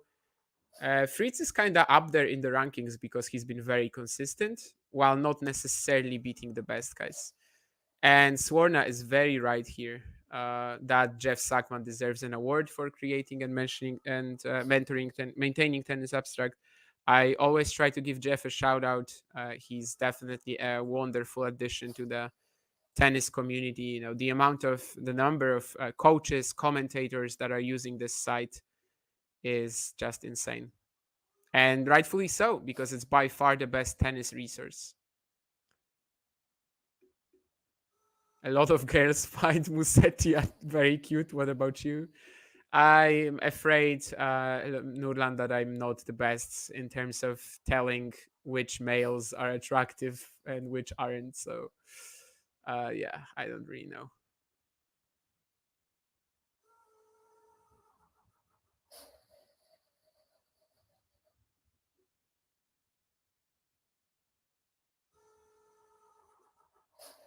Exactly, Snehil. That is the way to live. That is the way to live. Anyway, very quick hold for Musetti now. Lots of +1 points. I'm trying to do a serious job in a hostile chat environment. No, I don't think it's hostile. It's very active today, which I definitely thank you guys for. Always fun to talk to you and sort of, yeah, just see what opinions you might have on this match or any live topic. Really, sometimes we talk about things that are not related to tennis at all, which is fine as well. I enjoy that too. So yeah, I'm glad it's been that active. You can see probably that there's a bit of a backlog, and which I'm trying to make up with, but that's fine. And yeah, looks like Fritz will also hold routinely. Is he challenging Musetti? I don't know. I think there was a bit of confusion here as to whether it was in, but yeah, looks like he's not. So it's 4-3 now for Taylor as we are still on serve in the fourth set. This was just a couple of really quick holds. Pub in rural Poland. There's some story from Ghosty. It's interesting, Damien. I played badminton at quite a high level, says Snehil. Yeah, that's a sport I've never really touched, to be honest. I mean, I played like 5 times maybe in my life. And in theory, it's easy because, well, it's racket sports, right? I mean, you play racket sports, you play tennis, you play table tennis, you should be good at badminton. But no, actually, it's even worse, right? I mean, you kind of still try to play the usual forehand stroke from tennis, and it's not gonna work. But I did enjoy it. I would like to play more if given the chance at some point in my life. Why not? Definitely enjoy table tennis and tennis a bit more, though. I've never played squash. Badminton, though, looks fun and definitely very good for like agility and just overall flexibility, I think. Serving is really tough though if you're not if you can't play yet and then you play against someone who can actually sort of like smash the return if your serve is too weak, then it's very tough to serve. Definitely there was a lot of comedy when I was playing badminton with someone. We were just like totally laughing at each other, and rightfully so because we were playing horrible. Anyway, 3-4 down. Another time that Fritz is really into that Musetti second serve again. I think this is something that was kind of missing from this match, right? From the very beginning of it, Taylor was so aggressive on second serve return. After that, he kind of lost his range in the second set. I don't know if he was going for it a bit less in the third. Probably not, to be honest. I think it was maybe just Musetti serving a bit better too, hitting more first serves, feeling it a little bit better. But right now, it seems like the aggression on return is there again for Taylor, and he will get rewarded for it. It's love 30. So after he climbed out of that game at 2-all, 3 breakpoints in a row, then even the fourth one, it might be that Musetti will now be the player who's up against a wall.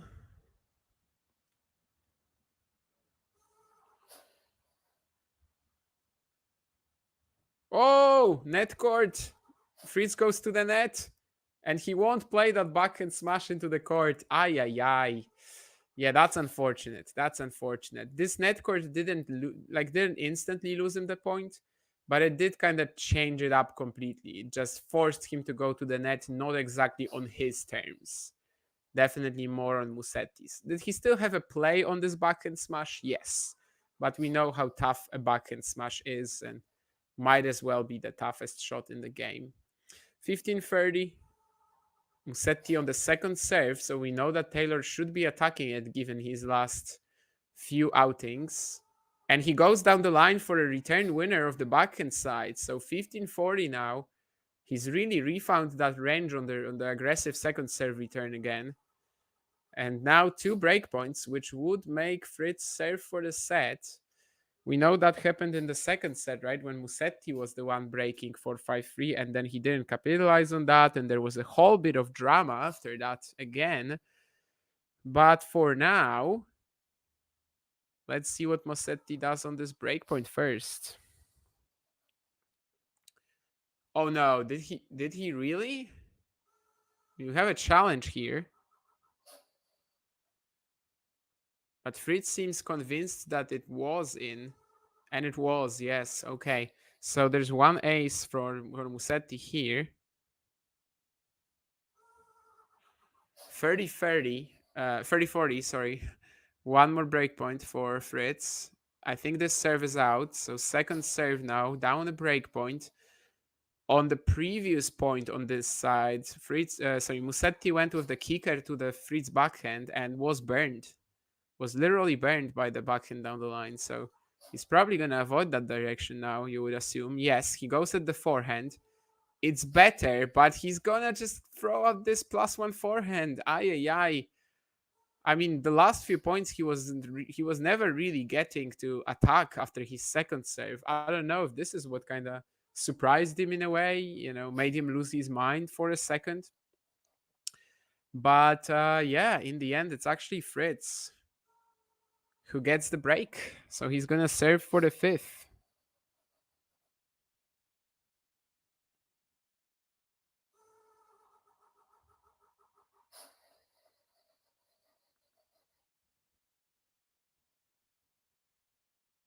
Ooh, what a volley from Fritz as well. This was, well, not really textbook, but like, yeah, just really good invention. He's determined to, of course, clean up this set a bit better than Musetti did earlier.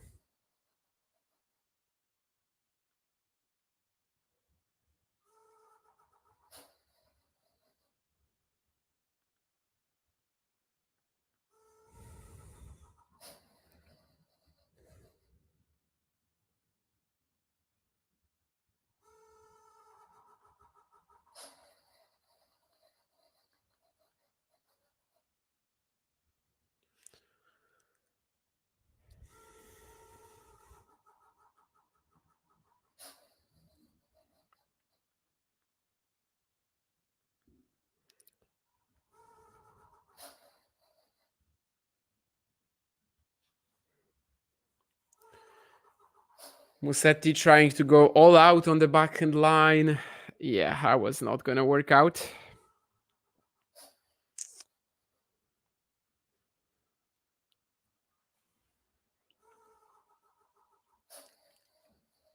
Should get this smash. He lets it bounce, but he's still gonna be in the point, actually. Musetti survives, for now at least. He's still getting dominated, though, in the rally, and Musetti blocks this, tries to block this backhand over the net. He doesn't get it.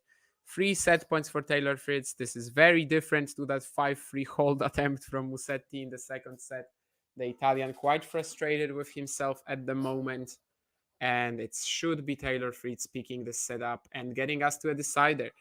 I was telling John when I was kind of hesitating whether to do this match or not. I was telling him that this can be so damn long. And unfortunately, I was right. I mean, it's a good match, but they could be wrapping up, like in 3 hours. I would be fine with this match finishing in 3 hours. But anyway, fifth set now. It's what tennis is all about. It's what Grand Slam tennis is all about. And we will see. Yeah. Okay. What else? What else there? You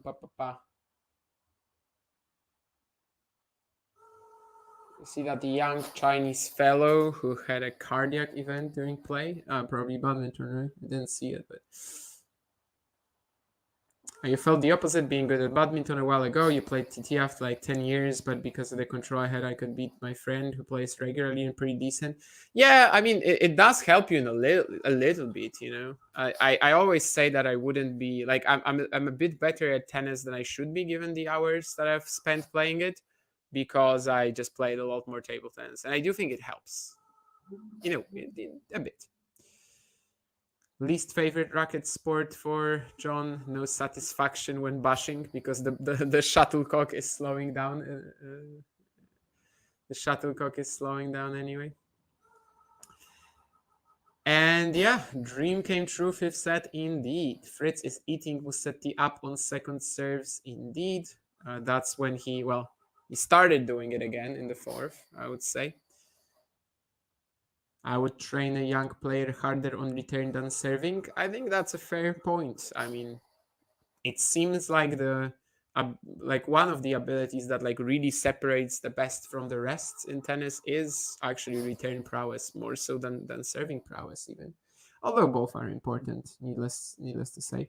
Yes, Nahil Nurlan earlier was really saying that Musetti was gonna be a tougher opponent for Novak, obviously, which I get what he's coming from, but does it hold up on grass?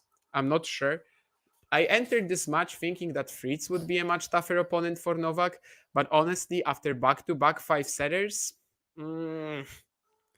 I don't know.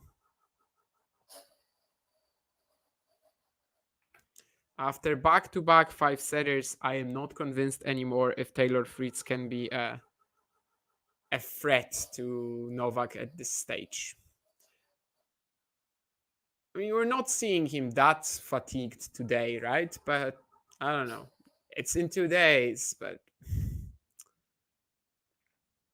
yeah.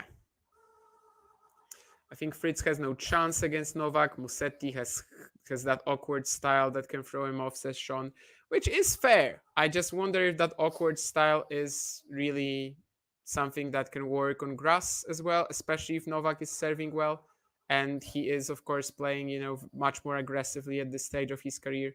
And I think the head-to-head against Fritz is a bit overrated. Like, if we don't see the best possible version of Novak, and if we don't see him covering his forehand corner well, despite the knee, then Fritz could beat him. I just don't think he can do it after back-to-back 5-setters, to be honest.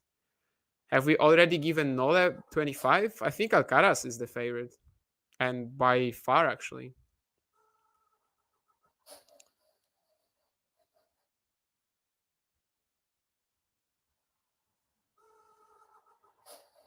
These aren't physically exhausting back-to-back 5-setters. He should be fine. I don't know. I mean, aren't they? Like, by this stage, this can go up to 4 hours. And I know one of them on grass probably isn't a big deal. But just in general, just like the combination of these two. And I'm not talking about like coming out completely knackered and losing the first set 2-6 and retiring, right? I'm talking about not being able to keep up that intensity with Djokovic for another 3 hours. And I think that is really very much in play here. I think Musetti would be fresher for that Friday semi. But would he be better? I don't really know. Very interesting question here. Actually, both of them. How do you think Pechi Pericard would have done against Nole? Technically, you always have a shot if you serve well, right? But yeah, I don't really think he would have done much because Novak would have been winning his service games just as effectively as Pechi Pericard. To me, Novak is uh, one of the best servers in the game by now. And I think that he just would be getting his service games as easily as Mbechi Pericard. I don't think that sort of like huge, massive linear power has ever really been a factor against Novak.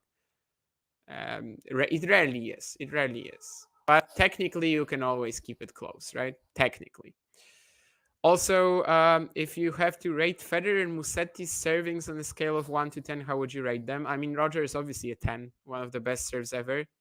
The variety, the spot serving, the pace, of course, not as high, but I mean, he made up for it in everything else possible. Still a lot of aces, still amazing spot serving, and then yeah, just every serve in the book in terms of the spins. And I think what's especially important is you couldn't read it either. Like there's no way of telling where he's going. A very good service motion for that kind of a la Kyrgios, where you also have no idea. And yeah, I think Roger is definitely a 10. Lorenzo, now that he's developed that grass first serve, 6, 5, I don't know. It's not high. I mean, it's one of the weaker serves in the top 50, right? It has to be. On grass, it's marginally better though than on other courts. And yeah, Lorenzo Musetti at 30 all, just like someone was saying in the chat, I think Julian, he hit a clutch serve and he went on to hit another clutch serve. This was a game that potentially could have been troubling for him already, but he stays in it. We had a nice graph on the screen regarding the Fritz court position and how he was much more inside the baseline in set 4 compared to sets 1 and 3. Which, yeah, I mean, he was attacking the serves, the returns again, right? I mean, it makes total sense. And attacking these serves clearly is the advantage. Gil Gross said in his last video that Musetti would win in 5. That I told him he was deluded. Well, clearly he was not deluded. Although I would have told him the same. Clearly he was not deluded. But I'm interested to hear sort of, maybe I will go back and watch and hear what his reasoning for that was.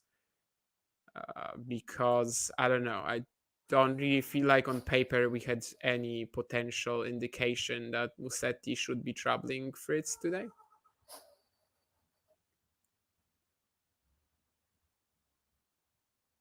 I guess I was expecting Fritz's serve to be doing more damage, which it was for a set and a game. Well, I guess that game was a break, so for a set. Anyway, great point from Musetti here. Once again, confidence swooping into the backhand down the line. Lovely shot, and he gets a very important point out of this. It's 30 all now. On the previous game, in the previous game, we had 30 all on the Musetti serve. Now we have it on Taylor's. In the rally, Musetti as well. Tries to go for the backhand line. But I mean, we criticized him earlier, right? For example, when he had that break point in the fourth set, that fourth break point, that he moved back, he was really passive. But yeah, here he tried to take advantage of the ball that was coming from Taylor. Maybe a little bit trigger happy, even. Maybe he went too far in the other direction. But at least he wasn't like just at least he wasn't fine just rolling the ball in again.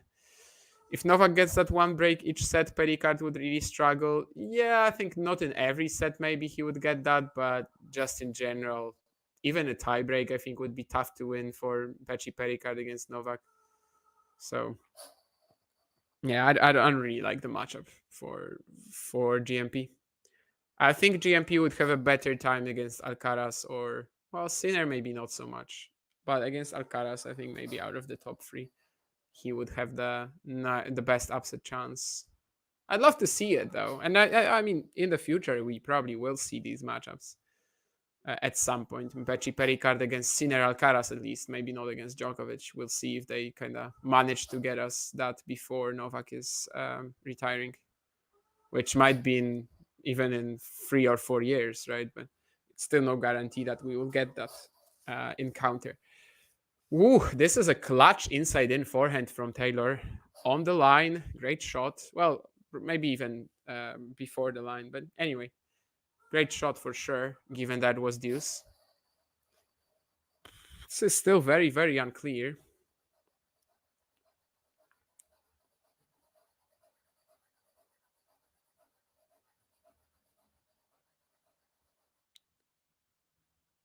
That was a nice invitation from Musetti, but Fritz probably overdone that with the drop shot, right? Yeah, overdid that. I guess I should have said or added the has. Anyway, it's gonna be deuce again. Fritz this time off the Musetti drop shot, he managed to get that top spin shot in. That all match, it's not really working in his favor.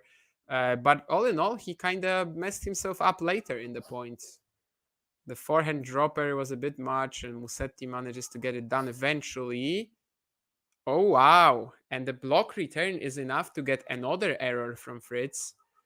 That was a really uncomfortable one, but I don't know. Taylor also hasn't made an error like this in the entire match, it feels. Just so wide with that backhand. So it's a breakpoint for Musetti early on in the fifth set.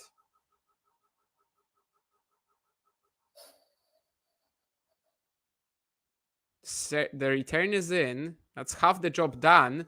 Fires a counter backhand down the line, but Fritz is staying alive. Staying alive. And how long can he stay alive? He cannot stay alive for this one. Musetti with the inside in forehand winner. Holy hell, what a point from Lorenzo. I mean, starting from that backhand cross, he never really let it go. Just kept putting Taylor on the back foot and finds the line with the winner. We have a challenge, but yeah, he has found it. Jesus Christ, what a point to break. 2 games to love. Musetti is up a break in the fifth set. The chance for the Grand Slam semi-final is looking clearer, clearer, and clearer now. He just needs 4 more holes. Woo-hoo-hoo-hoo-hoo. Well. I guess the entire match we've kind of been watching this be so close. He was 2 sets to 1 up. He was really flying there. He had the breakpoints at 2 games all, and that was another moment when we thought that, okay, this might be Lorenzo Musetti really turning this. I mean, really turning the screw and putting himself forward as the potential winner of this match. But it's not been clearer than this. I mean, especially if he consolidates, obviously. That's always the tricky part after breaking. You gotta win the next game as well to make it worth something. But so far, he's making it worth something for sure. Great drop shot volley combo here. Nothing that Fritz can do with this get. And well, who knows? Lorenzo Musetti, first Grand Slam semi-final at Wimbledon. How wild would that be? Given we were probably expecting it to happen at Roland Garros at some point. And the last couple of seasons might have made us think, will it ever happen?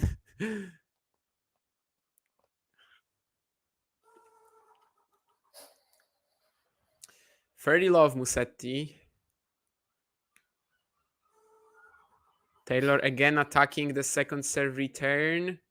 But Musetti survives, and what a counter again of the backhand. And he's gonna win the point eventually, but that one more time, I mean, yeah, he's just not slicing the ball back every single time. He's actually cracking the backhand, and that's been his best moments in this encounter, right? when he's confident in hitting his backhand topspin. I'm not saying he has to get rid of the slice in general. I mean, obviously he's neutralizing Fritz's power very well with, in a lot of the points here, but he's also cracking that one-hander, and that's, when he has the confidence to do that, this is when he's been at his strongest. 40 love, second serve, Fritz attacking the return, and I guess it's out. Will there be a challenge? I think it was pretty close. I don't think Taylor is challenging though. Anyway, 3 games to love. Well, just 3 holes away and in a lovely position to get that first Grand Slam semifinal at Wimbledon at SW19.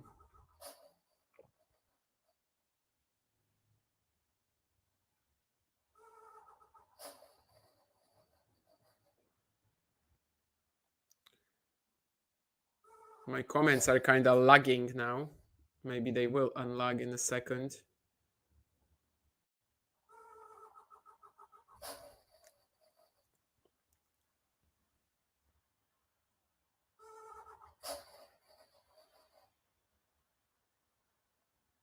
Was impressed by Musetti against Shelton in Miami. If anything, he showed a lot of mental strength. I suppose that's why I wasn't predicting a Fritz straight set win today. I remember that match. I think I was doing it right. I mean, it was one of these very good examples of Musetti's active defending and just how kind of he is able to stick around in the points, but not just to extend the rally endlessly, but actually to at some point turn the screw. You picked Krejcikova to reach the final. Yeah, earlier. Yeah, not before. Tommy was disappointing, says Matthew. Carlos was unplayable in the 4th set, but earlier he was very up and down. What did I have in the women's event? Honestly, in the women's event, I just made no predictions at that stage because I think it's totally random, especially the bottom half. Like, I cannot tell you who's gonna win between Paulini Vekic, as I couldn't tell you who was gonna win between Paulini Navarro and what else was there? Vekic San, I guess, had a bit of a favorite. Paulini Navarro, I probably thought Navarro was the better grass courter, but no, she did not deliver on the day, and Jasmine was fantastic. Uber confident, going to the net, wrapping up points there. Just very impressive, very impressive. By the way, Musetti low 30 up now. I mean, again, just like the 3rd set story, right? If he secures that break, that double break, I mean.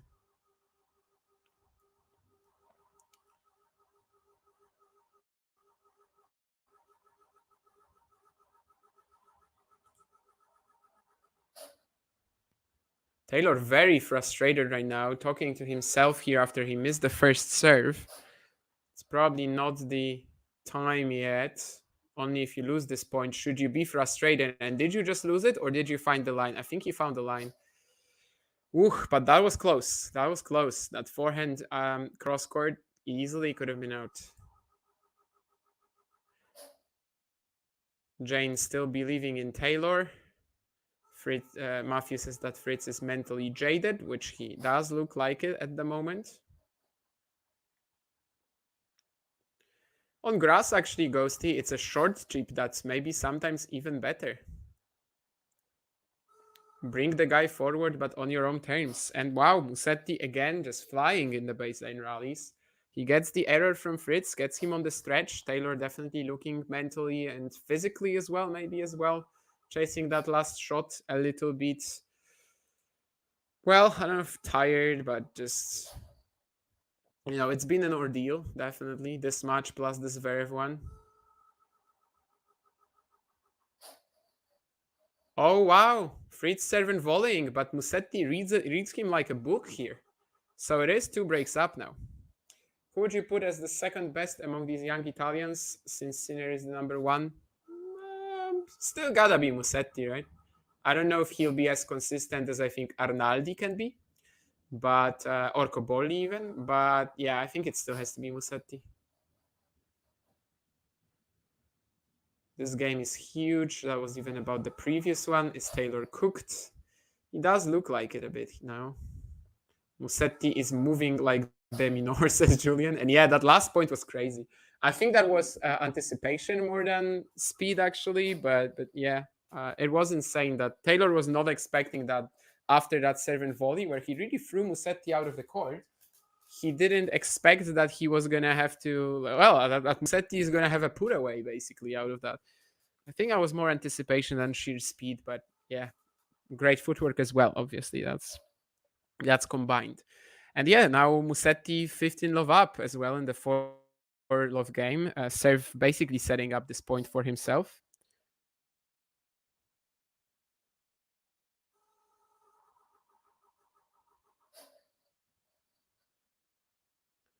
Think the slice from Musetti is probably gonna be out. Yeah, 15 all now.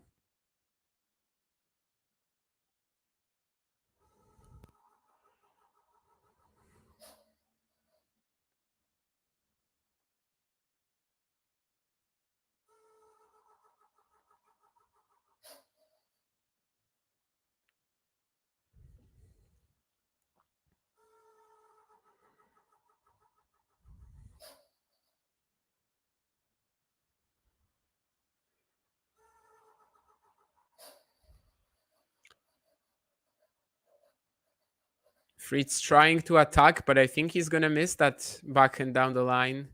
30-15 Musetti. I mean, the door is closing for Taylor.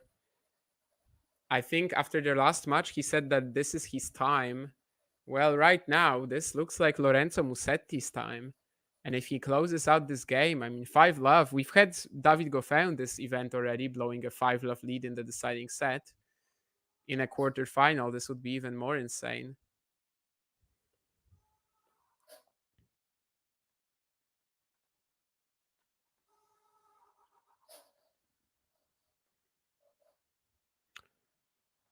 Did he find the serve after all? Yeah, yeah. I was confused by the reaction from Fritz, but yeah, 40-15 Musetti. Great serve down the tee. And can he just close out this game and really not allow Taylor any breathing room? Yes, again, he wrong foots him on the backhand side. And it's going to be 5 love after the break. We're going to have Lorenzo Musetti trying to either return to win the match or serve to win the match. Crazy stuff. We are very close to Lorenzo Musetti being in the semifinals at Wimbledon after 3 hours and 19 minutes.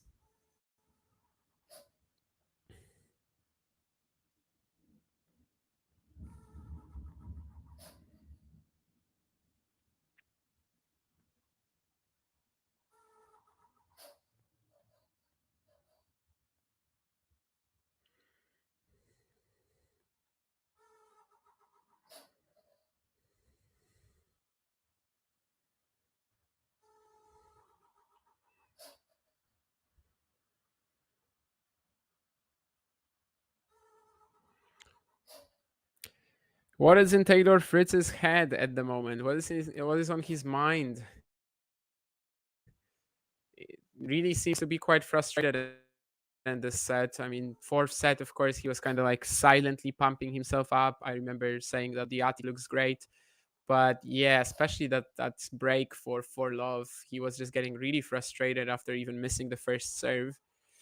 And yeah, let's see how much fight he still has in him, and let's see if Lorenzo Musetti has any choke left in him, as that's also pretty important.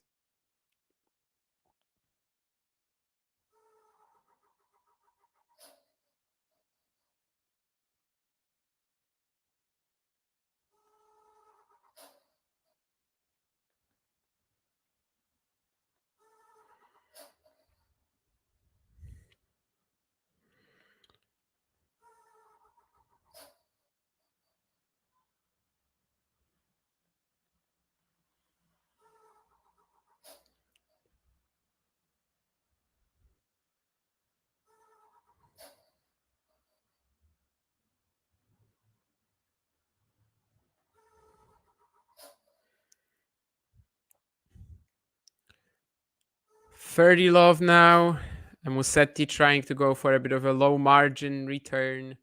I'm not a fan of this, but well, he is kind of allowed this game, right? I mean, he is kind of allowed to lose this game quickly, I suppose. Of course, he's not planning to, but He's bought himself a lot of margin for error. But let's see where Fritz is, as right now he is also double faulting.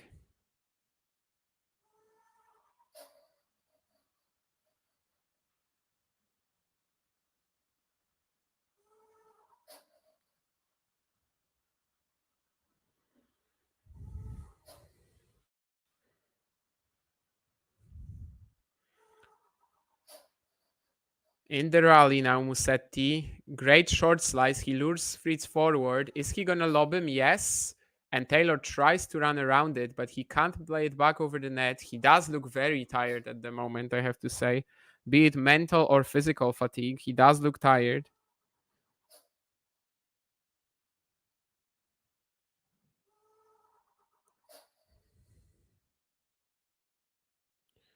And he's just 2 points away from losing this match.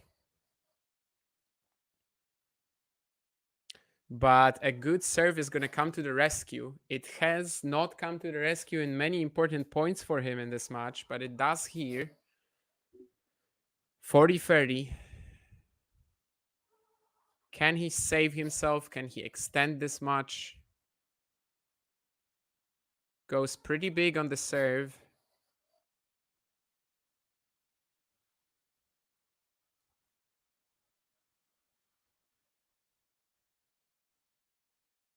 In the rally, and he will draw an error from Musetti with the forehand cross. So yeah, this is when we see if Musetti is ready to take it. If Musetti is ready to take this already, or will we get a bit more of a messy, chaotic finish? 4 games still that Taylor Fritz needs to win in a row to get back into this one. 2 of them, of course, on the Musetti serve. So he basically gets 2 chances at it, Lorenzo. He's been playing so well in parts of this match, especially the tiebreak in the second and the third set as a whole. This fifth set as well, he's back to that same energy. So this is when we see. And yeah, he starts with a good serve.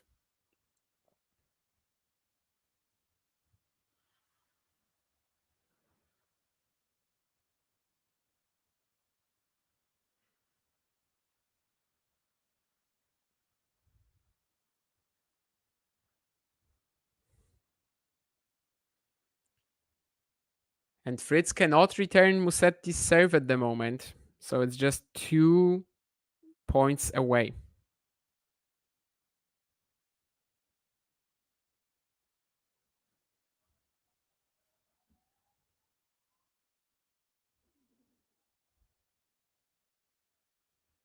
Just 2 points away. Second serve now. So the last call really for Taylor Fritz to try to get out of this. To try to once again, as he did many, many times in this match, go for a bit more. He's going for it. He's trying to stay on top of this rally. Has Musetti on the back foot. Lorenzo still defending pretty well, even though he was wrong footed here. But eventually, Fritz will get this done. So 30-15.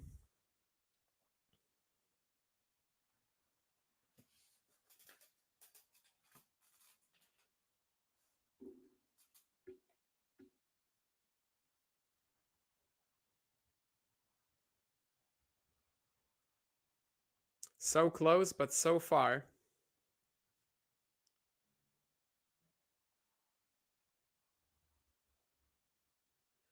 30-15 for Musetti, still points away. Would love more 3 points on serve, but of course they won't be coming if you dump it into the net.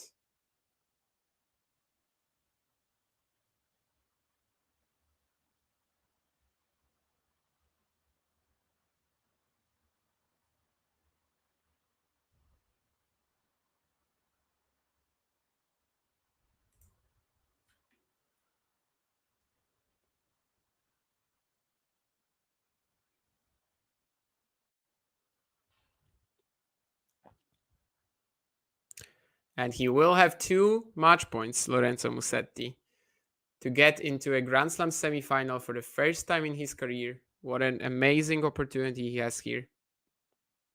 An opportunity that, while, well, some believe that he might be a bit of a dark horse at this Wimbledon, that was likely going to be a dark horse to maybe beat Andrei Rublev in the third round. That was going to be a dark horse to make the fourth round.